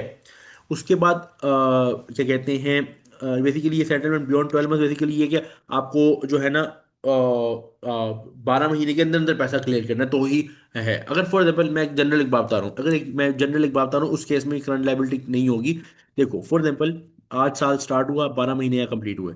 अब एक लाइबिलिटी जो हमें 10 महीने बाद पूरी करनी है, लेकिन हमें पता है कि अगर हम उस बंदे को ना 14 महीने बाद भी पे कर देंगे, कोई मसला नहीं है। तो अब अगर आपके पास राइट आ गया कि आप 10 की जगह 14 महीनों तक जा सकते हो, तो आज के मुताबिक देखा जाए तो 14 महीने साल से ऊपर आते हैं, तो उस केस में हम करंट लाइबिलिटी को नहीं ट्रीट करेंगे, मतलब उसको जो भी अमाउंट हमने पे करनी है उसको करंट लाइबिलिटी ट्रीट नहीं करेंगे, because you have a right to defer the settlement. आपके पास 12 महीने से बाहर निकलने का टाइम है, गुंजाइश है। अगर आपके पास गुंजाइश नहीं है, नहीं बस 12 महीने के अंदर ही पे करना है, और पे करना है 12 महीने के अंदर आज से ऑनवर्ड, तो फिर वो करंट लाइबिलिटीज में आएगा। ठीक है। इसके अलावा जितनी भी लाइबिलिटीज हैं वो लॉन्ग टर्म में जाएंगी, जिसका हमने ऊपर पढ़ा। Deferred tax liability, government grant आपकी लॉन्ग टर्म में हो सकती है, आपके लोन के डिबेंचर्स वगैरह, रिडीमेबल प्रेफरेंस शेयर, सारे नॉन टर्म लाइबिलिटीज में जाएंगे। अच्छा, एक ये पॉइंट हो गया। अच्छा, यहाँ पे अब हमारे पास 3 पॉइंट्स रह गए हैं, हमारे यहाँ 3 पॉइंट्स रह गए हैं, कौन कौन से? एक तो हमने ये वाला पॉइंट छोड़ा था इससे पहले, comparative information, aggregation and disaggregation, और एक हमारा ये लास्ट वाला पॉइंट रह गया है, जो कि आईएफआरएस 18 से रिलेटेड है, ये वाला। ये 3 पॉइंट्स हम नेक्स्ट क्लास में देखेंगे, क्योंकि इन 3 पॉइंट्स में एक मेजर पॉइंट जो है एग्रीगेशन एंड डिसएग्रीगेशन, इसको मैंने आपको क्लियरली समझाना है, मुश्किल नहीं है, क्लियरली समझाना है। उससे फिर मैं आपको बताऊंगा कि कंपैरेटिव इन्फॉर्मेशन और ये एग्रीगेशन एंड डिसएग्रीगेशन और नीचे लोन की बात आई हुई है, वो थ्योरेटिकल्स हैं। और उस क्लास में हमारा इंशाल्लाह ये स्टैंडर्ड कंप्लीट हो जाएगा। उसके बाद हम इंशाल्लाह नेक्स्ट स्टैंडर्ड की तरफ जाएंगे, यानी मतलब ये हुआ कि इस स्टैंडर्ड में हमें सिर्फ एक नॉलेज लेना था, एक समझना था कि एक प्रेजेंटेशन फाइनेंशियल स्टेटमेंट्स की किस तरह होती है। आई होप कि आप लोग की वो F3 वाला जो एक बेसिक लेवल एक फाइनेंशियल स्टेटमेंट्स का, वो भी आपको क्लियर हो चुका होगा, आपको एक समझ आ चुकी होगी कि हाँ ये चीज़ें हमने पहले पढ़ी थी, लेकिन उसके ऊपर जो चीज़ें हैं जो हमने पढ़नी है, उसका एक गाइडेंस, एक रोड मैप आपको मिल गया। नेक्स्ट क्लास में आप ये थ्योरेटिकल और इंशाल्लाह नेक्स्ट स्टैंडर्ड की तरफ जाएंगे।